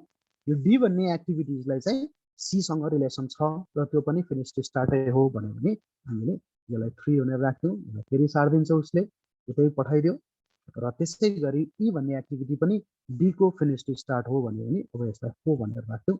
उसले this is how scheduling looks like है। हाम्रो बार चार्टको शेड्युल चाहिँ कस्तो हुन्छ भन्ने कुरा चाहिँ यसरी देख्न सकिन्छ। एकदम सिम्पल कुरा गरिरहेको छौँ साथीहरू हामीले, एकदम सिम्पल। हामीले बार चार्टलाई कसरी चाहिँ डेपिक्ट गर्ने एमएस प्रोजेक्टमा भन्ने कुरालाई सिम्पल ढङ्गबाट बुझ्ने कोसिस गरिरहेको छौँ आज। त्यही भएर धेरै डेलिकेट चिजहरू एकैचोटि नगरिकन सिम्पलबाट बुझ्नुपर्छ हामीले, सिम्प्लिसिटीबाट है। सो अब 5वटा एक्टिभिटिजमा हामीले त्यसको ड्युरेसन पनि फिक्स गऱ्यौँ, हामीलाई थाहा थियो होइन। त्यसपछि त्यसको स्टार्ट र फिनिस डेट उसले लियो डिफल्टको रूपमा। र तिनीहरूमा यी एक्टिभिटिजहरूको टास्क डिपेन्डेन्सिज, हाम्रो भाषामा भन्दाखेरि टास्क डिपेन्डेन्सिजको रूपमा चाहिँ सबै एक्टिभिटिजहरूलाई फिनिस टु स्टार्टको रिलेसनसिपमा चाहिँ यसरी राख्यौँ भनेर भन्न सक्छौँ है। सो यो चाहिँ हामीले म्यानुअल्ली प्रेडेसेसरहरू इन्ट्री गरेर गर्न सक्छौँ। यसलाई म्यानुअल्ली नगरिकन माइक्रोसफ्ट अफिस तिमी आफै डिफल्ट चाहिँ टास्क इन्टरडिपेन्डेन्सी क्रिएट गर भनेर भन्न पनि सक्छौँ साथीहरू। त्यसको लागि मैले यहाँ प्रेडेसेसर्सलाई फेरि एकचोटि मेट्दैछु साथीहरू है। भर्खर गरेको चिजलाई मेट्दियो, तपाईँले यसलाई कन्ट्रोल जेड गरेर फेरि ल्याउन सक्नुहुन्छ है।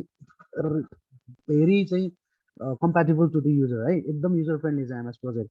हामीले कन्ट्रोल जेड गरेर जसरी एमएस प्रोजेक्ट अफिसमा अथवा एमएस चाहिँ एमएस पावर पोइन्टमा या एक्सेलमा जे गर्छौँ त्यही कमान्डहरू यसले युज गर्छ है। किनभने माइक्रोसफ्ट प्रोजेक्ट चाहिँ एमएस अफिसकै प्याकेजभित्रकै प्रोजेक्ट हो क्या। तर हामीले कति चिजहरू चाहिँ लिने क्रममा एमएस प्रोजेक्टहरू चाहिँ त्यो इनबिल्ड भएर आउँदैन, यसलाई छुट्टै सेपरेट रूपमा चाहिँ पर्चेस गर्नुपर्ने अवस्थाहरू हुन्छ है। सो मैले प्रेडेसेसरलाई यहाँबाट मेट्ने बित्तिकै ऊ गएको थियो डिफल्टमा फर्क्यो। अब मैले यसलाई तिमी त्यसो नगर, मैले चाहिँ तिमीलाई यसरी चाहिँ सेलेक्ट गर्छु र यहाँ माथि एउटा आइकन हेर्नु त साथी हो, जस्ट माथि हेर्नु, स्टार्ट र फिनिसको बिचको माथि हेर्नु त यहाँ एउटा चेन छ नि, चेन होइन, फलामको साङ्लो जस्तो देखिया छ नि, त्यो भनेको लिङ्क टास्क भनेर भन्छ त्यसले। त्यो लिङ्क टास्कलाई तपाईँले कन्ट्रोल F2 थिच्नुभयो भने सर्टकटको रूपमा नि काम गर्छ। यसलाई मैले लिङ्क गरिदिएँ भने यसले आफैले डिफल्ट लियो हेर त साथी, लियो। भर्खर मैले के गरेको भने यसलाई फेरि म अनलिङ्क गर्छु। मैले के गरेँ भने यहाँ अघि नै मैले प्रेडेसेसर सक्सेसर यसरी एन्ट्री गर्दै गएको थिएँ नि। यसरी एन्ट्री गर्दै गएको चिजलाई यता चाहिँ बार चार्टमा डेपिक हुँदै आयो होइन। त्यो डेपिक भएको चिजलाई मैले यो प्रेडेसेसरको लाइनबाट हटाइदिएँ, मैले म्यानुअली एन्ट्री गरिनँ साथीहरू। र अब मैले चाहिँ माइक्रोसफ्ट अफिस माइक्रोसफ्ट प्रोजेक्टको उसको इन्टरनल फिचर्सलाई प्रयोग गरेर टास्कलाई सेड्युलिङ गर भनेर सोचेँ। र त्यो सोच्ने क्रममा मैले मसँग हाम्रो अहिलेसम्म भएको जति प्रोजेक्ट एक्टिभिटिजहरू छन् त्यसलाई मैले यसरी सेलेक्ट गरेँ र मैले यो साङ्लो जस्तो, यो चेन जस्तो यहाँ गएर क्लिक गरेँ, लिङ्क टास्क गरेँ भने मैले अघि नै भनेको साथी हो माइक्रोसफ्ट प्रोजेक्टले उसले डिफल्टमा लिने भनेको सेड्युलिङ गर्दाखेरि टास्कको इन्टरडिपेन्डेन्सिज चाहिँ फिनिस टु स्टार्ट लिन्छ भनेर भनेको थिएँ। अहिले फिनिस टु स्टार्ट यसरी लिन्छ। ठिक छ, यहाँसम्म ठिक छ? खोइ त साथीहरू त अनि यो त राति भएर होला निदाइगयो यार सबजना। ठिक छ गुरु, कहाँ निदाउने यहाँ। एटेन्डेन्स लिउँ एक एक।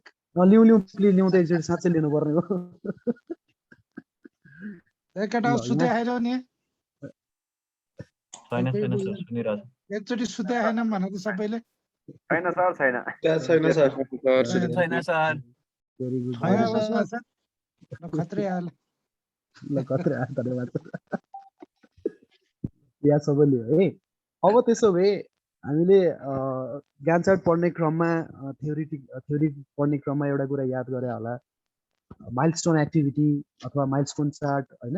माइलस्टोनमा चाहिँ एउटा कुनै एउटा क्रुसियल इभेन्टहरू तयार गर्न सकिन्छ। त्यो इभेन्टहरूलाई चाहिँ हामीले माइलस्टोनको रूपमा चाहिँ व्याख्या गर्न सकिन्छ र त्यसलाई चाहिँ बार चार्टमै मोडिफाइड गरेर हेर्न सकिन्छ भनेर पनि पढाएको थियौँ थ्योरिटिकलमा, थ्योरी पढ्ने क्रममा। र त्यो माइलस्टोनको इभेन्टहरू चाहिँ जसरी चाहिँ अन्य इभेन्टहरूले रिसोर्सेस कन्ज्युम गर्दैन, रिसोर्सेस कन्ज्युम गर्ने चाहिँ एक्टिभिटी मात्रै हो। त्यो माइलस्टोनलाई चाहिँ कसरी सेट गर्ने भन्ने कुरासम्म हामीले आज जान्न जरुरी हुन्छ। सो सिम्पलबाट लेट अस सपोज यो प्रोजेक्ट चाहिँ ई भन्ने एक्टिभिटी सकिसकेपछि यसलाई फिनिस गर्नु पर्यो, यसलाई सक्नु पर्यो भनेको यो दिन चाहिँ हामीले प्रोजेक्ट सकाएपछि ह्यान्डओभर गर्छौँ लेट अस सपोज है। यो प्रोजेक्टलाई चाहिँ हामीले के गर्छौँ त भन्दा after completing this project handover गर्ने भन्ने कुरा आयो भनेको। त्यो ह्यान्डओभर गर्ने क्रममा अहिलेलाई सम्झौँ न यो 5 दिनको हाम्रो एमएस प्रोजेक्टको चाहिँ जे चाहिँ सिक्ने काम छ त्यो सिक्ने काम चाहिँ एउटा प्रोजेक्टको रूपमा हेऱ्यौँ र त्यो चाहिँ आजबाट स्टार्ट भयो र 5 दिन सकिसकेपछि यो प्रोजेक्ट सकिन्छ र त्यो दिन चाहिँ हामीले ह्यान्डओभर भन्दा ल प्रोजेक्टको चाहिँ क्लोजिङ गर्नु पर्यो होइन, क्लोजिङ सेरोमनी राख्नु पर्यो। अब यो क्लोजिङ सेरोमनी 5 दिनमा हुन्छ भनेर हामीले राख्ने बेलामा हामीले त अब अहिले चाहिँ 5 दिन बितिसकेपछि कसलाई लिएर आउने क्लोजिङ रिमार्क्स दिनको लागि लेट अस सपोज अहिले फेरि चाहिँ हामीले चाहिँ हिरण सरलाई फेरि बोलाउनु पर्यो भने त्यो माइलस्टोन चाहिँ यो दिन हो भन्ने कुरा त उहाँलाई अग्रिम जानकारी हुनुपर्छ। भोलि सकिँदैछ सर भनेर बेलुका फोन गरेर आउनुहुन्छ भन्ने त भएन। भनेपछि त्यो माइलस्टोनको इभेन्टलाई हामीले कसरी देखाउने त? त्यो माइलस्टोन भनेको एउटा यस्तो की इभेन्ट हो, त्यो इभेन्टमा चाहिँ सर्टेन इभेन्टको मात्रै मिनिङ त साथीहरूले बुझेकै होला। इभेन्ट भनेको चाहिँ कुनै पनि एक्टिभिटी सकिने र अर्को एक्टिभिटी सुरु हुने हरेक पोइन्ट अफ द टाइमलाई हामी इभेन्ट भनेर भन्छौँ। त्यो प्रोजेक्ट प्लानिङ पढ्ने क्रममा त्यसरी नै डिफिनेसन साथीहरूले पढायो होला। जब एउटा एक्टिभिटी सकिन्छ र अर्को एक्टिभिटी सुरु हुन्छ या कुनै एक्टिभिटीहरू सकिन्छन् र अन्य एक्टिभिटिजहरू सुरु हुन्छ त्यो पोइन्टबाट भने त्यो स्पेसिफिक पोइन्ट अफ टाइम भनेको इभेन्ट हो। त्यो इभेन्ट भनेको रिसोर्सेस कन्ज्युम गर्दैन भनेको जस्तै यही भनेको यो एउटा पर्टिकुलर इभेन्ट पोइन्ट हो जहाँ चाहिँ ए भन्ने एक्टिभिटी सकेर बी भन्ने एक्टिभिटी सुरु हुन्छ भने त्यो पर्टिकुलर पोइन्ट अफ टाइमलाई स्पेसिफिक पोइन्ट अफ टाइमलाई हामीले इभेन्ट भन्छौँ। त्यस्तै इभेन्टहरू मध्ये चाहिँ केही इभेन्टहरूलाई हामीले माइलस्टोन इभेन्टको रूपमा व्याख्या गर्न सक्छौँ सेड्युलिङमा। भनेको अबको 5 दिन सकिनेपछि हामीले क्लोजिङको काम गर्नु छ। क्लोजिङ गर्ने क्रममा चाहिँ सरलाई पहिल्यै चाहिँ इन्भाइट गर्नुपर्ने हुनसक्छ, उहाँलाई चाहिँ जब पर्छ तब बोलाउने होइन, उहाँलाई पहिले उहाँको टाइम लिनुपर्छ। भनेपछि त्यो टाइम कहिले लिने र कुन डेटमा लिने भन्ने कुराको लागि त हामीले पहिल्यै प्लानिङ गर्नु पर्यो। अब त्यही कुरालाई एक्जाम्पलको रूपमा लिएर हामीले क्लोजिङ भन्ने टाइम चाहिँ एउटा इभेन्ट चाहिँ माइलस्टोन इभेन्टको रूपमा चाहिँ राख्यौँ भने त्यो क्लोजिङलाई मैले यहाँ चाहिँ क्लोजिङ भनेर लेखेँ भने उसले क्लोजिङ भनेर त बुझ्दैन, तर उसको लागि बुझ्ने भनेको त टास्क नै उसले छ भनेर यहाँ हाल्छ। सो क्लोजिङ भन्ने अब यो क्लोजिङ भनेको त एउटा इभेन्ट हो। त्यो इभेन्ट त एक्टिभिटी जस्तो रिसोर्सेस लिने इभेन्ट त होइन। त्यो इभेन्ट भनेको त एउटा पोइन्ट अफ टाइम हो। त्यो पोइन्ट अफ टाइम हो। त्यो पोइन्ट अफ टाइमलाई चाहिँ हामीले कसरी डेपिक्ट गर्ने त माइलस्टोनको रूपमा भन्ने खालकोलाई हेर्नको लागि चाहिँ हामीले के गर्न सक्छौँ त साथी हो भने यो क्लोजिङ भन्ने ठाउँमा जुन 1 दिन भनेर आइरहेछ त्यसलाई मैले 0 गर्दै, अर्थात् रिसोर्सेसै खाँदैन त्यसले भनिसकेपछि त त्यसलाई डेज किन दिने त?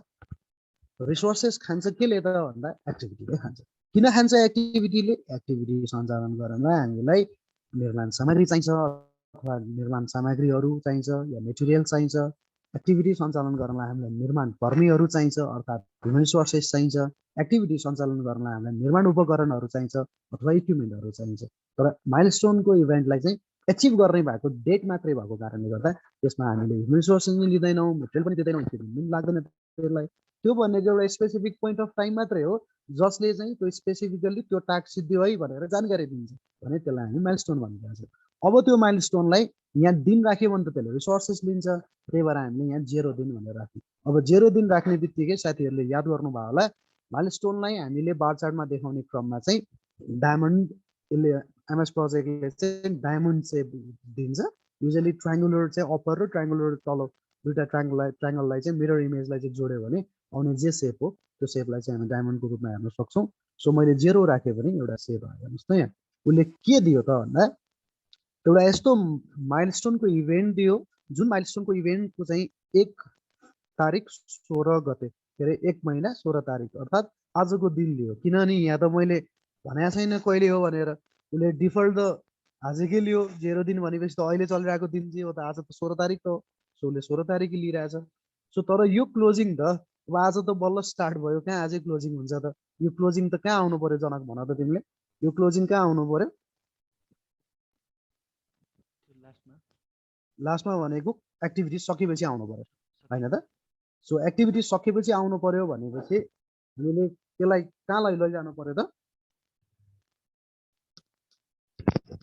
कहाँ लैजानु पर्यो भन त जनक? लास्ट सकिने बित्तिकै राख्नु पर्यो होइन त? भनेपछि हाम्रो सकिने टाइम कहाँ छ हो भनेर हेऱ्यौँ भने हाम्रो प्रोजेक्ट कहाँ सकिँदैछ? हाम्रो प्रोजेक्ट त यी सकेपछि सकिने हो नि त। यी भन्ने एक्टिभिटिज कम्प्लिट भइसकेपछि बल्ल क्लोजिङ आउने हो नि त। भनेपछि तिमी क्लोजिङ भन्ने कुरा चाहिँ यीसँग डिपेन्डेन्ट छ। कोसँग डिपेन्डेन्ट छ? यीसँग डिपेन्डेन्ट छ कि छैन? उसले अहिले डिफल्ट 0 डेज लिइरहेछ, त्यो भनेको आजकै दिन दिइरहेछ यसले यहाँ। सो त्यसलाई त हामीले तिमी यहाँ बस्ने होइन, तिम्रो माइलस्टोन त यहाँ जब यी भन्नेसम्मको एक्टिभिटी सकेपछि हाम्रो प्रोजेक्ट कम्प्लिट हुन्छ। कम्प्लिट भइसकेपछि तिम्रो इभेन्ट चाहिँ अचिभ भयो भन्ने कुरा मान्छौँ हामीले भनेर भने हो। भनेपछि क्लोजिङ भन्नेलाई चाहिँ तिम्रो यी भन्ने एक्टिभिटीसँग डिपेन्डेन्ट छ, त्यही कारणले तिमी चाहिँ यी भन्ने एक्टिभिटीको सक्सेसर हौ। त्यही कारणले तिम्रो लागि यी चाहिँ प्रेडेसेसर हो भनेर हामीले यहाँ 5 इन्ट्री गर्ने बित्तिकै माइलस्टोनले माइक्रोसफ्ट प्रोजेक्टले बुझेर के गरिदिन्छ त भन्दा ए त्यस्तो भने हो भनेर सारिदिन्छ। सारिदियो? कहाँ लगेर सारिदियो?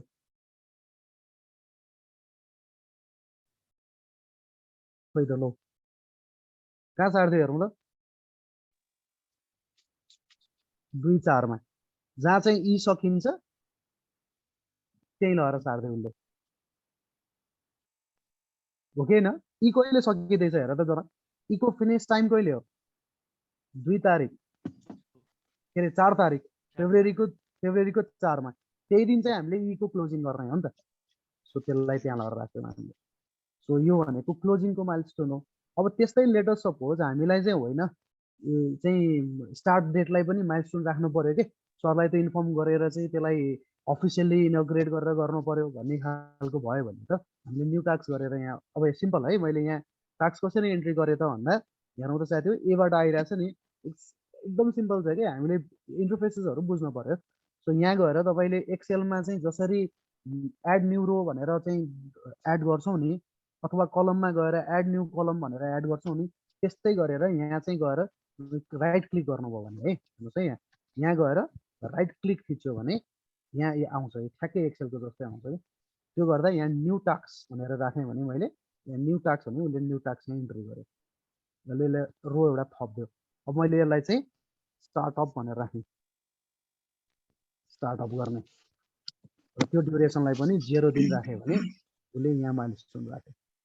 तर यो माइलस्टोन चाहिँ हेर्नु त स्टार्टअप भनेर राखेँ मैले, त्यो माइलस्टोन यहाँ आएर बसेको छ अहिले। त्यो माइलस्टोनलाई चाहिँ अब के को माइलस्टोन भनेर यो डेपिक्ट गरेर यसो हेरेर चाहिँ पत्ता लगाउनु भन्दा पनि यो हरेक एक्टिभिटिजहरूको इन्टरडिपेन्डेन्सीसँग रिलेटेड अर्थात् यो प्रोजेक्टको माइलस्टोनको रूपमा चाहिँ स्टार्टअप भनेर 1/16 मा राखेका छौँ भने हामीले यसलाई एसँग रिलेट गर्नु पर्यो। र त्यो एसँग रिलेट भनेको ए भन्ने एक्टिभिटी चाहिँ माइलस्टोन स्टार्टअप भन्ने एक्टिभिटी अचिभ भइसकेपछि बल्ल गर्ने भएको हुनाले हामीले एलाई चाहिँ स्टार्टअपसँग इन्टरडिपेन्डेन्सिज क्रिएट गरिदिने बित्तिकै अब बल्ल चाहिँ लजिक पनि डेभलप भयो र त्यो लजिकलाई इस्टाब्लिस पनि गर्यौँ हामीले।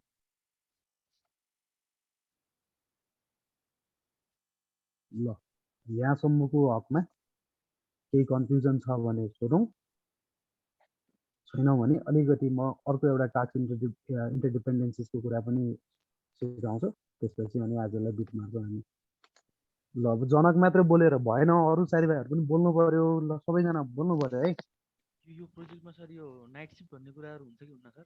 हुन्छ हुन्छ, नाइट सिफ्ट पनि हुन्छ, 24 आवर्स पनि हुन्छ। नभए त मैले क्र्यासिङ पढाउने के काम भयो त, नत्र मैले टाइम डिफल्ट चाहिँ दिउँसोकै कुराहरू गरिरहेको छ सर। उसले उसले डिफल्ट सबै त्यसैमा लिन्छ।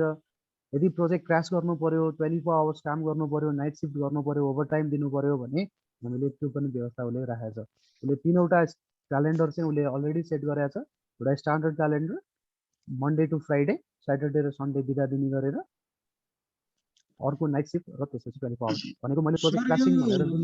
हजुर सुभाष सर, यो स्याटरडे र सन्डे लिभ दिएको चाहिँ यो इन्टरनेसनल लेबर एक्टहरू हेरेर हो कि कस्तो टाइप? ठ्याक्कै त्यही हो, ठ्याक्कै नै त्यही नै हो सर, त्यही नै हो सर, त्यही हिसाबले दिएको। 2 दिन चाहिँ लिजर टाइम दिनुपर्छ र हप्ताको 40 घन्टा काम गर्नुपर्छ भन्ने जुन आइएलओको म्यान्डेट छ नि सर, त्यसैलाई युज गरेर दिएको।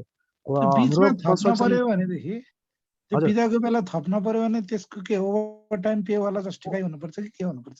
जस्टिफाई हुनुपर्छ। त्यसलाई चाहिँ रिसोर्सेस थप्ने क्रममा चाहिँ पे गर्ने कुरा, जस्तै सिफ्ट वाइज काम गर्ने क्रममा घन्टामा हामीले लेबरलाई चाहिँ प्रयोग गरिरहेछौँ भने उसले क्युमुलेटिभ त्यो हप्ता कति काम गर्यो, कति घन्टा काम गर्यो, त्यसको आधारमा चाहिँ पे गर्ने भन्ने सिस्टम हुन्छ सर। त्यही त, यो त एउटा लिगल डकुमेन्टै हुन्छ होइन? यो त सर क्लेमदेखि लिएर डिस्प्युटदेखि लिएर हरेक कुरामा काम लाग्छ। अहिले हामीलाई परिरहेको छ सेड्युल एनालाइसिस गरेर कन्ट्र्याक्टरको डिले चाहिँ जस्टिफाई गर्नलाई। त्यसमा पनि कम्पेन्सेबल डिले कति, नन कम्पेन्सेबल डिले कति, एक्सक्युजेबल डिले कति, नन एक्सक्युजेबल कति डिले भनेर भन्छौँ। यो चाहिँ अब प्रोक्युरमेन्ट लिने साथीहरूलाई मैले पढाउने च्याप्टरमा पर्छ है। हामी त्यसमा चाहिँ सिनेरियो एनालाइसिस गरेर हेर्छौँ।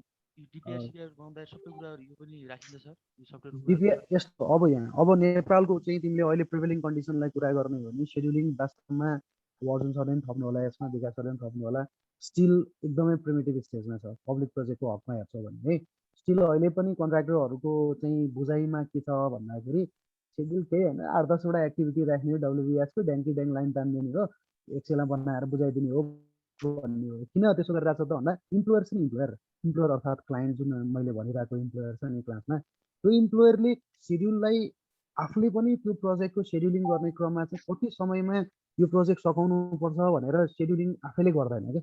मैले के भनेको थिएँ क्लासमा, हेर्नुहोस् त, दोस्रो चौबासीमा बजेट आयो, यही असारभित्र सघाउनु पऱ्यो भने प्रोजेक्ट कति ड्युरेसन भन्दा अब 4 महिना बिताएको छ भने बाँकी रहेको 7 महिना। यसरी चाहिँ जुन हावाजाडली प्लानिङ गरिरहेछौँ, त्यही कारणले गर्दा प्रोजेक्टको चाहिँ डिले हुने चान्सेस धेरै छ नेपालमा।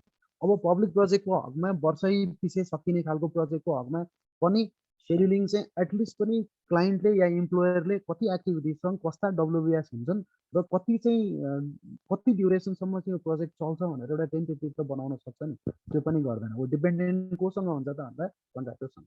कन्ट्र्याक्टरलाई पनि कन्ट्र्याक्टको डकुमेन्ट अनुसार के हुन्छ त भन्दा during the course of doing the agreement of the contract he or she shall have to submit the contract होइन, सेड्युल सबमिट गर्नुपर्छ। अब त्यो सेड्युल सबमिट त गरे हुन्छ, तर त्यो सेड्युललाई हेरेर तिम्रो सेड्युलमा यो मिलेको छैन अथवा यो सेड्युल अनुसारको तिमीले सक्छौ भन्ने कुरा लाग्दैन, या सेड्युल सम्बन्धी कुनै खालको चाहिँ चिजमा चेन्जेस गर्नु पर्यो भने पनि इनपुट दिँदैन, क्लाइन्टले दिँदैन। वो सेड्युल आयो सिद्धो घरमा राख्यो सिद्धो।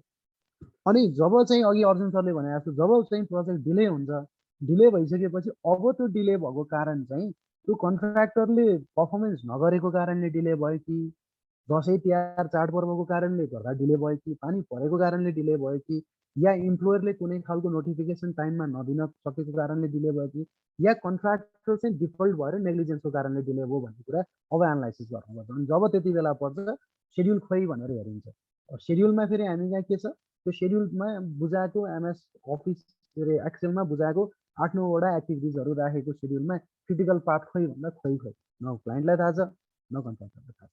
र फेरि के छ, अब ल ठिक छ त्यो पनि थाहा भएन भनेपछि अब डिले एनालाइसिस गर्नु पर्यो। अब डिले एनालाइसिस गर्नलाई के माध्यम बनाउने त, अब के को कस्तो सिनेरियो लिएर एनालाइसिस गर्ने, विन्डोको एनालाइसिस कसरी गर्ने त, कुन सिनेरियोमा एनालाइसिस गर्ने, उसले वास्तवमा पाउने चाहिँ एक्सक्युजेबल डिले हो कि नन एक्सक्युजेबल डिले हो, अथवा उसले नन एक्सिक्युटेबलमा अथवा एक्सिक्युटेबलमा पनि कम्पेन्सेबल डिले हो कि नन कम्पेन्सेबल डिले हो, त्यो डिलेमा उसलाई टाइम मात्रै दिनुपर्ने हो कि कस्ट पनि दिनुपर्ने हो भन्ने कुराको शुद्ध चाहिँ डिस्प्युटमा गएको हकमासम्म पनि सेड्युलिङले काम गर्न सक्छ, एक नम्बर है। दोस्रो तिमीले भने अनुसारको डिपिआरदेखि लिएर कन्स्ट्रक्सनको सम्ममा किन गर्नुपर्छ भने of course while hiring the consultant to prepare the DPR, त्यो डिपिआर प्रिपेयर गर्ने क्रममा पनि उसले इन्सेप्सन रिपोर्ट कहिले दिन्छ, प्रिलिमिनरी रिपोर्ट कहिले दिन्छ, फाइनल रिपोर्ट कहिले दिन्छ, ड्राफ्ट कहिले दिन्छ अथवा प्रेजेन्टेसन कहिले गर्छ भन्ने कुराहरू पनि सेड्युलिङसँग रिलेटेड कुरा हो। हामीले अहिलेसम्म वर्क्सको हकमा त सेड्युल अनुसारले काम गरेन भने उसलाई डिले ड्यामेज तिराएर गर्नुपर्छ भन्ने कुराहरू त कन्ट्र्याक्ट डकुमेन्टमै छ। कन्सल्टिङ काममा पनि त्यो कुरा लाग्छ। अहिले यता कता चाहिँ भनौँ न होइन, यो सेड्युलिङ भन्ने चिजलाई चाहिँ अब एकदमै इन्टरलाइज गर्नु पर्यो भन्ने कुराहरू सुरु चाहिँ भएको छ पब्लिक प्रोजेक्टमा। मेगा प्रोजेक्टको हकमा त यो एकदमै लागु भएको छ, मैले अघि नै भने सुरुमै पनि। तर पब्लिक प्रोजेक्टका जेनरल प्रोजेक्टहरूमा चाहिँ त्यति स्टार्ट चाहिँ गर्न सकेको छैन। तर प्राइभेट सेक्टरमा हेर्छौँ भने अहिले यस्तो राम्रो बनाइसकेको छ प्राइभेट सेक्टरले, जस्तै सीलाई हेऱ्यौँ भने, त्यसै गरी चाहिँ भनौँ न सिभिल होम्सलाई नै हेऱ्यौँ भने, अथवा रियल इस्टेटसँग रिलेटेड जति पनि कामहरू छ, र त्यसै गरी चाहिँ इन्डिभिजुअल पावर प्रड्युसर्सहरूको हाइड्रो पावर प्रोजेक्टहरू छ, तिनीहरू सबैमा चाहिँ सेड्युलिङको एकदमै चाहिँ भूमिका भएको छ आजभोलि। अहिले बिस्तारै सुरु भएको छ क्या यो चिज, अब सायद बिस्तारै भनौँ न इम्प्लिमेन्टेसनको लेभलमा जानुपर्छ भन्ने कुराहरू भएको छ, र क्लाइन्ट पनि अहिले चाहिँ अलिकति कन्सियस भएको छ।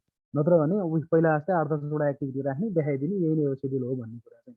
किनभने कन्ट्र्याक्टमा यतिसम्म राम्रा कुराहरू छ नेपालमा, उसले सुरुमा सेड्युल बुझाउनुपर्छ, सेड्युल अनुसारको काम गर्दै जाने क्रममा त्यो सेड्युल चाहिँ उसले कति दिनमा बनाएको छ, at the end of every मन्थमा बनाएको छ कि अथवा 45 डेजको इन्टरभलमा बनाएको छ कि या 2 महिनाको इन्टरभलमा बनाएको छ, त्यो सेड्युललाई अपडेट गरेर बुझाउनु पर्ने हुन्छ। कुन टास्क सक्यो त्यसमा देखिन्छ, कुन टास्क अहिले पेन्डिङ छ त्यो देखिन्छ, कुन टास्कलाई कति समय लाग्यो हेर्न सकिन्छ। एउटा त्यो।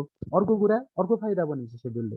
अब मानौँ एउटा क्लाइन्टले चाहिँ यो प्रोजेक्टलाई 10 महिनामा सकाउने भनेर सेड्युल गर्यो, उसले सेड्युल गर्ने भनेको प्रोजेक्टको ड्युरेसन फिक्स गर्छ, क्लाइन्टले गर्ने भनेको प्रोजेक्टको ड्युरेसन फिक्स गर्ने। अब त्यो ड्युरेसन फिक्स गरेको त्यो विन्डोको स्लटभित्र कन्ट्र्याक्टरले डेलिभर गर्ने हो। अब मानौँ लेटर सपोज हामी कहाँ दुईवटा प्रोभिजन हुन्छ सेड्युलसँग रिलेटेड कुरा। एउटा, तिमीले सेड्युल चाहिँ नेग्लिजेन्सको कारणले अथवा पर्फर्मेन्स नगरेको कारणले कन्ट्र्याक्टर तिमी डिफल्टमा पर्यौ भन्यो भने म तिमीलाई चाहिँ प्रतिदिनको चाहिँ डिले गरे बापतको अथवा ढिलाइ गरे बापतको हर्जना तिराउँछौ भन्छौँ। त्यसलाई कन्ट्र्याक्टको भाषामा हामी लिक्विडिटी ड्यामेज भन्छौँ, अर्थात् डिले ड्यामेज भन्छौँ। त्यो लिक्विडिटी ड्यामेज चाहिँ तिमीले सेड्युल अनुसारको काम चाहिँ तिम्रो कारणले गर्दा डिले भएको कारणले तिमीलाई प्रतिदिन 0.05% अफ कन्ट्र्याक्ट चाहिँ प्राइसले गर्छु भनेर मैले च्याप्टर 2 पढाउने बेला दुईटै क्लासमा भनिसकेको छु होइन। त्यो चाहिँ म तिमीलाई 10% नपुगेसम्म तिराइराख्छु र 10% पुगेपछि चाहिँ कन्ट्र्याक्ट टर्मिनेट हुन्छ भन्ने एउटा क्लज छ डिलेको हकमा। तर अब हेर कन्ट्र्याक्टरको तर्फबाट हेर्दाखेरि त्यसो भए ठिक छ नि त, 10 महिनाभन्दा कट्यो भने त मलाई चाहिँ तिराउनु हुन्छ, तर मैले यो प्रोजेक्ट 8 महिनामै प्याकअप गरेर डेलिभर गरेँ भने के गर्ने त भन्दा कस्तो राम्रो। त्यसो गर्छौ भने पनि ठिक छ, तिमी सेड्युललाई क्रास गर र सेड्युल भन्दा तिमीले छिटो चाहिँ बुझाउँछौ भने तिमीलाई त्यस्तै गरी जति तिमीले छिटो बुझाउँछौ त्यति नै चाहिँ लिक्विडेट ड्यामेज जति पैसाले तिर्छौ त्यति नै पैसाले तिमीलाई बोनस दिन्छ भन्ने पनि प्रोभिजन छ। भनेपछि सेड्युललाई हामीले कसरी प्रयोग गर्ने भन्ने कुरामा धेरै कुराहरू छ क्या। त्यही कारणले अब हामीले त्यसको धेरै डिटेलमा चाहिँ यहाँ यति मैले भनेको कारणले बुझ्नुहुन्छ भन्ने चाहिँ मलाई लाग्दैन।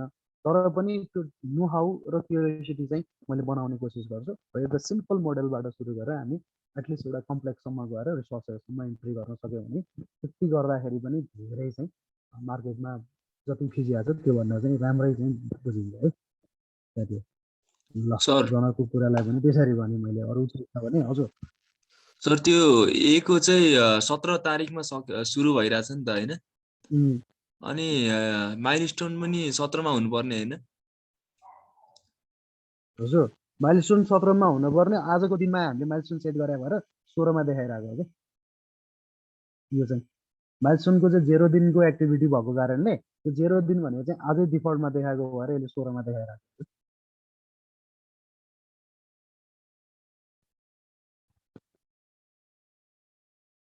भनेको बुझ्यौ मैले भनेको?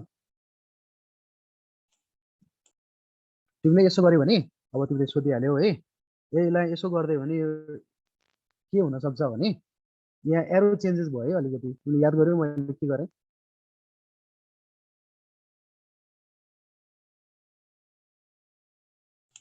हजुर सर एरो चेन्ज भएको छ। के भयो भन त, यो एरोले के बुझायो भन त। यो एरोले एक स्वरमा देखाएको छ तर स्टार्ट टु स्टार्टको रूपमा भयो भन्यो भने है, अब यहाँ यतिसम्म पुगिसकेपछि मैले प्रोजेक्टलाई यहाँबाट स्टार्ट गर्ने क्रममा एक स्वरबाट सुरु गरेको प्रोजेक्टलाई चाहिँ तिमीले एक सत्रमा लैजान्छौ भने मिल्यो अब भयो।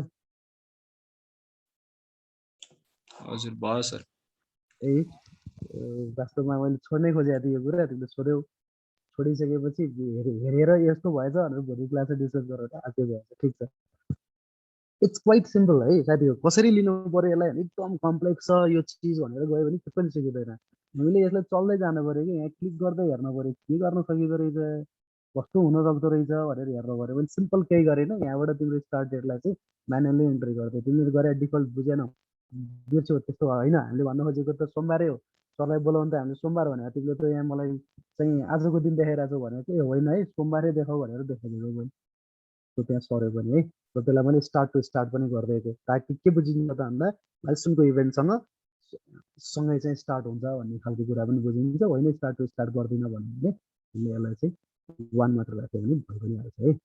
अब यस्ता कुराहरूलाई हामीले पछि पनि डिस्कस गर्दै जान्छौँ, तर यसरी नै क्वेसन गर्दै गयो भने कति कुराहरू मैले प्र्याक्टिस गर्दै जाने क्रममा पनि एक्सप्लोर नगरेका कुराहरू पनि आउन सक्छ, त्यसलाई पनि मैले चाहिँ हेरेर चाहिँ भन्न सक्ने अवस्था पनि हुनसक्छ होइन। मैले आफूले जानेको कुराहरू त म सबै नै दिन्छु, त्यसमा पनि डाउट नै भएन। ल यति सिम्पल एउटा चाहिँ काम गरेर आजको लागि चाहिँ टुङ्ग्याउँ। अब जनक म तिमीलाई एउटा टास्क दिन्छु है। त्यो टास्क भनेको चाहिँ जसरी हामीले प्रोजेक्ट इन्जिनियरिङ पढ्दाखेरि त्यो नेटवर्क डायग्राम बनाएको थियौँ नि, त्यो नेटवर्क डायग्राम बनाउने जस्तै गरेर म एक्टिभिटी, त्यसको ड्युरेसन र त्यसको पेडाइसेसन दिन्छु।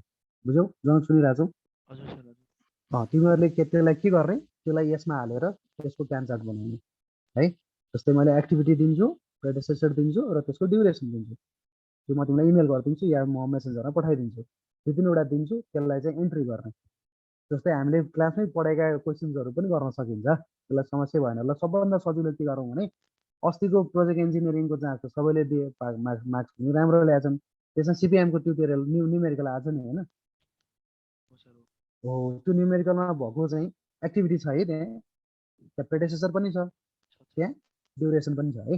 हो, त्यो तिनवटालाई युज गरेर साथी सबले सुनौँ है, त्यो होमवर्कको रूपमा नै फेरि भोलि जसले बुझाउँदैन गइल गरिदिने हो मैले भोलि भनेको। एक्टिभिटी, पेडाइसेसन र ड्युरेसन राखेर यहाँ आज जे सिक्यौँ त्यति कुरा सिकेर त्यो क्वेसनको चाहिँ एक्टिभिटी राखेर हामीले गर्ने र त्यसको स्टार्ट अफ र क्लोजिङ पनि गर्ने। स्टार्ट अफ र क्लोजिङ गर्न आएन भने भोलि हामी डिस्कस गरौँला होइन, त्यसलाई हेर्ने। र त्यो गरिसकेपछि के कुरामा अस्योर हुने त भन्दा आफूले चाहिँ इक्जाममा गरेको बेला क्रिटिकल पाथको एक्टिभिटी मिल्यो कि मिलेन भनेर हेर्नको लागि चाहिँ भ्यूमा गएर नेटवर्क डायग्राम हेर्ने। आजको भ्यू हामीले यो एक्जाम्पललाई हेऱ्यौँ भने त सबै रातो लगाइदिन्छ यसले, किनभने सबै किन रातो लगाइदियो यसले?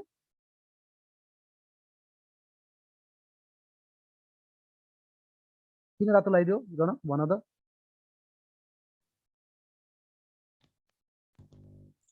एउटा पात मात्रै छ त्यही एउटा भएर। मात्रै पाथ छ, त्यो सबै एउटै पाथ भइसकेपछि त्यो सबै एक्टिभिटिजहरू के हुन्छ, क्रिटिकल हुन्छ, त्यही भएर उसले रातो लाग्यो है। सो अब त्यो चाहिँ त्यो न्युमेरिकल हामीले जुन चाहिँ त्यति बेला गरेका थियौँ, त्यो न्युमेरिकललाई चाहिँ यदि हामीले यसमा ड्र गऱ्यौँ भने हामीले देख्छौँ क्रिटिकल पाथको कुन चाहिँ रहेछ भन्ने कुरा देखिन्छ। त्यो भनेको के को लागि त भन्दा यो इन्टरफेसहरू बुझ्नको लागि र गान चार्टमा देखेको डेपिक कस्तो गरेको छ र त्यो चिजलाई चाहिँ नेटवर्क डायग्रामबाट भ्यालिड भयो कि भएन हेर्नको लागि पनि त्यो चिज सिक्नु जरुरी छ। ल साथीहरूले भोलि चाहिँ त्यसलाई चाहिँ गृह कार्यको रूपमा मान्ने र त्यो चाहिँ इन्ट्री गर्ने। इन्ट्री गरेको फाइल यदि पहिल्यै छ भने .mppमा आउँछ। अब यो सेभ गर्नु त सिकाइराख्नै परेन साथी हो है, यो भनेको त वर्ड चलाएको जस्तै नै भइहाल्यो, सेभ गरिने भयो, सेभ एज गरिने भयो, जसो गर्दा नि हुन्छ।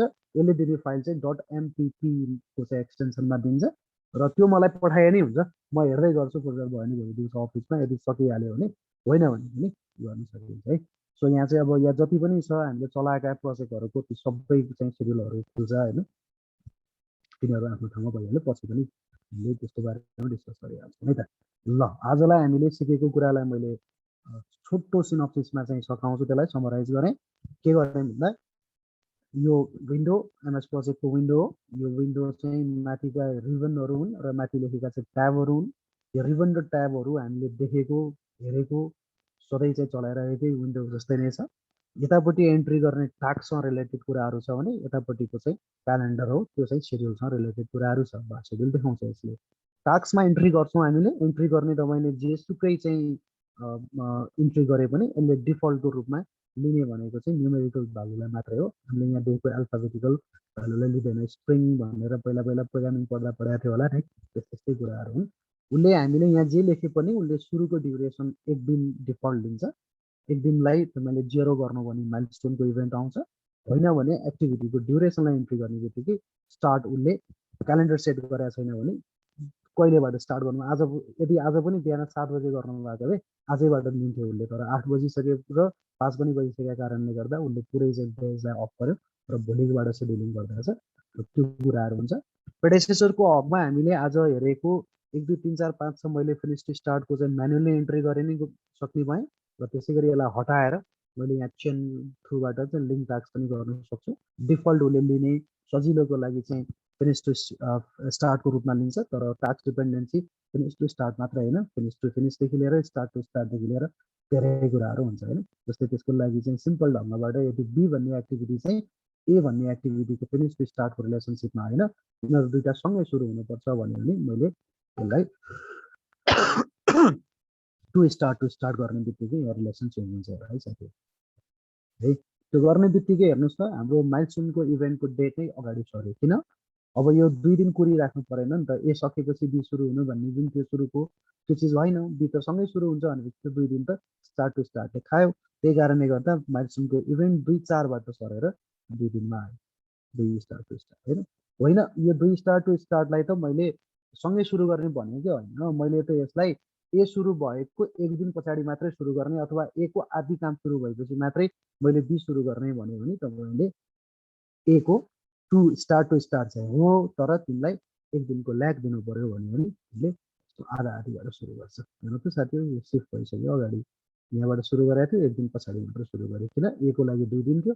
अब 1 दिनको काम सकेपछि अर्थात् ए चाहिँ 50% को काम सकेपछि बल्ल बी चाहिँ सुरु गर्यो।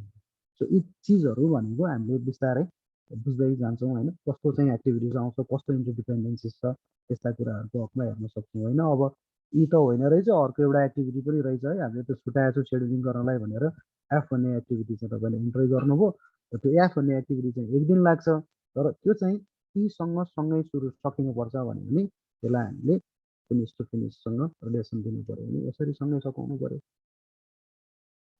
यस्ता कुराहरू छन्। आफूले पनि चल्नु पर्यो साथीहरू, हेर्नु पर्यो कहाँ के गर्दो रहेछ यसको जादु भन्ने कुरा हेर्नु पर्यो होइन। अनि यतिकैमा चाहिँ एक्सप्लोर गर्दा गर्दै धेरै कुराहरू चाहिँ सिकिन्छ। ल साथी, अब मैले अघिको चाहिँ गृह कार्यलाई चाहिँ अगाडि बढाउँदै चाहिँ भोलि चाहिँ सबमिट गर्नु भन्दै आजको क्लासलाई चाहिँ मैले यतै बिट मार्ने कोसिस गरेँ। ल गुरु के छ भनिदिनुहोस् त हजुरले, हुनुहुन्छ? एकदम ठिक छ गुरु, हजुर केही छैन। होमवर्क चाहिँ सबले गर्ने, हामी चाहिँ गरिन्न होइन। आफूले त गर्ने कुरै भएन नि गुरु, तपाईँले चेक गर्नु पर्यो यिनीहरूको। म चाहिँ चेक गर्ने हो, ठ्याक्क ठ्याक्कै चेक गर्ने। उहाँले त्यहाँ पठाउने अनि म चाहिँ चेक गर्न आएन भने सुभाष सरलाई सरी मिल्यो मिलेन म सोधिहाल्छु। तर मलाई आइडिया थिएन रियल्ली, मलाई यो एमएस प्रोजेक्टको उसमा केही नै आइडिया थिएन र त्यो भएर बसेँ मैले होइन। हजुर। तर त्यो सब यो चलाउन भन्दा नि मलाई आज फिल के लाग्यो भन्दा यो सफ्टवेयर चलाउन भन्दा नि त्यो साइटको एक्सपिरियन्स र टास्कहरू कसरी जाँदैछ भन्ने एक्सपिरियन्स चाहिँ धेरै महत्त्वपूर्ण हुँदो रहेछ यसमा। त्यो कामहरू सिरियल्ली राख्न सकेन भने यहाँ त एरेन्ज गर्नै सक्दैन। त्यो भएर दुइटै स्टडी गरौँ। सरले जुन होमवर्क दिनुभएको छ यो सक्सिडर र प्रिसिडर र फलोअर के भन्छ होइन, त्यसलाई चाहिँ सुरुको लागि भएर हजुर त्यो बेसिक अलिकति त्यो भएन, त्यसले धेरै चिज चाहिँ बुझिन्छ जस्तो लाग्यो मलाई। ठिकै छ, मैले धेरै बुझाएँ कि अब सरले धेरै बुझाउनु भयो त मलाई चाहिँ थाहा भएन होइन। अब अरूले नै बुझ्यो होला नि भन्ने चाहिँ मैले त्यही सोचेँ होइन। विकास सर कता हुनुहुन्थ्यो? विकास सर ठिक छ सब। तर मैले नि सुरुमा यो एमएस प्रोजेक्ट सुरु गर्दाखेरि आफै नै धेरै गरेको हो र त्यो कन्स्ट्रक्सन फिल्डमा चाहिँ वर्क ब्रेकडाउन स्ट्रक्चरमा अलिकति ध्यान दियो भने चाहिँ यो त्यति गाह्रो हुन्छ जस्तो लागेन मलाई है सर। एकदम त्यही नै हो, एक्सपिरियन्सले म्याटर गर्छ क्या सर। वर्क ब्रेकडाउन स्ट्रक्चरहरू चाहिँ बनाउन सक्नु पर्यो भने अलिकति भिजुअलाइज गर्न सक्नु चाहिँ पर्छ। त्यही भएर हामीले अब यो जति दिन गर्छौँ नि त्यो बेलासम्म एउटा सिम्पल रोडको चाहिँ 8-10 वटा एक्टिभिटीदेखि लिएर विकास सर होइन उमा त रोडमा त धेरै एक्टिभिटिज हुँदैन नि त। सो 8-10 वटा 15-20 वटाको एक्टिभिटीदेखि लिएर एउटा सिम्पल एक तल्ले बिल्डिङसम्मको कसरी चाहिँ गर्ने त भन्ने कुराहरू हेर्नु पर्यो। त्यसपछि रिसोर्स एन्ट्री गर्ने अनि कसरी प्रोग्रेससम्म चाहिँ हिँड्न सिकाउँछु। त्योभन्दा मेजर कुरा यसमा के हो भने यो गऱ्यो बेचिहाल्यो क्या, त्यो फेरि प्र्याक्टिस गरेन भने चाहिँ सिकिस् जस्तो चाहिँ हुन्छ। त्यस्तै हो, त्यो गरेन भने सब्सिडी जति सबै त्यही हो सर। हजुर सर हजुर हजुर जनक जनक ल अब यार 9:27 भयो त धेरै भयो त यो त। म बोलिरहेको छु सर। हेलो कति हो सर यो ल, टाइम भोलि चाहिँ चाहिँ खास जनक- कस्तो सेड्युलिङ छ त भनिदिनु त। अब यो केही छैन, यो प्रि प्लानमा चाहिँ हामीले उही बोलीबाट भएको छ। म भोलि अलिकति त्यसको अलिक जट डाउन गरेर अनि म जनकलाई पठाइदिन्छु, सरलाई पनि म जानकारी दिन्छु। हस् सर हस्। अब कहिले काहीँ कन्टिन्यू गर्न नसकिने अवस्था हुनसक्छ होइन, अब त्यो भयो भने बिचमा ग्याप गर्नुपर्ने नि अवस्था होला। ल जनक के भन्नु हजुर हजुर हजुर मैले एउटा सोध्न खोजेको, यो सर्टिफिकेट डिस्ट्रिब्युट गर्ने अनि त्यस्तो केही हुन्छ कि हुन्न यहाँ? हुन्छ सर हुन्छ। त्यस्तो एटेन्डेन्स डाउनलोड भइरहेछ, गरेछौँ हामीले, हुन्छ सबै हुन्छ। र ठिक छ, त्यो भनेदेखि एउटा ग्रुप बनाइदेऊ। त्यो एसाइनमेन्ट पनि सरले त्यही ग्रुपमा हालिदिनुहुन्छ होइन। अनि त्यो त पर्यो, पछाडि पर्यो, त्यो त्यो त गरेको काम पनि त्यही ग्रुपमा हालिदियो भने होइन, त्यहाँबाट सर र मैले आफूले गरेको चाहिँ सबैले त्यो चार्टहरू चाहिँ त्यहीँ स्क्रिनसट गरेर राखिदियो भने सकिहाल्यो नि। हस् हुन्छ। त्यही गरौँ, एउटा ग्रुप बनाऊ न तिमीले है। र यो अटेन्डेन्स रेगुलर आउनै पर्यो सर्टिफिकेट दिनलाई है। एक दिन मात्रै छुट्यो भने पनि अब केही कारणवश छुट्न सक्छ, त्यसको प्रि इन्फर्म हुनु पर्यो। त्यो चाहिँ यहाँ बस्यो अनि त्यसपछि भिडियो गर्ने पनि पाएन। एउटा कुरा जनक सिधा है, दोस्रो हस्, कुरा भनेको असाइनमेन्ट नबुझाइकन सर्टिफिकेट आउँदैन। असाइनमेन्ट पनि हुन्छ, केही कुरा मैले यहाँ चाहिँ अनलाइन टेस्ट पनि लिन्छु होइन, जति सकिन्छ नि। त्यो सबै चाहिँ प्रक्रिया पुऱ्याएपछि मात्रै सर्टिफिकेट आउँछ भन्ने खालको कुरा हुनु पर्यो। अनि त्यो भयो भने बल्ल सर हुन्छ। अर्को एउटा कुरा भन्नु मन लाग्यो, जस्तै त्यो स्क्रिन सेयर गरेर त्यहीबाट गर भनेर एकताल देखायो भने पनि त्यही गर्ने हो, गर्ने नि त्यही हो गुरु, गर्ने नै त्यही हो। त्यो नगरिकन त उयो मैले भने होइन मलाई नि के भएर भनिदिने हो भने जस्तो हुन्छ होइन। त्यसरी चाहिँ हुँदैन है। अघि जस्तै कपिल भाइ होइन, कपिल उपाध्याय भाइ होइन, अघि को बोलेको थियो हो, उसले जस्तो अलिकति यस्तो भयो भन्ने खालको भयो भने ए हो भनिदिएको होइन। त्यस्ता कुराहरू चाहिँ टु वे लर्निङ चाहिँ हुनु पर्यो। अब त्यो त मैले बताउनै परेन नि, साथीहरूलाई थाहा छँदैछ, तैपनि हाम्रो बताउने धर्म हो है विकास सर। ल साथी, अनि अर्को कुरा यो अर्कैको नामबाट आउनु पाइएन है। मैले फेरि पनि भनेको छु, यो लेनोभो सेनोभो भन्यो भने म निकालिदिन्छु अब क्लासबाट। अहिले छैन भने यो रोनाल्डो मेसी राखेर कहाँ हुन्छ जस्तो, यो आफ्नै नाम राख्ने। ए सर त्यसको नामै रोनाल्डो हो। यो चाहिँ बात दिएन है, सरी है।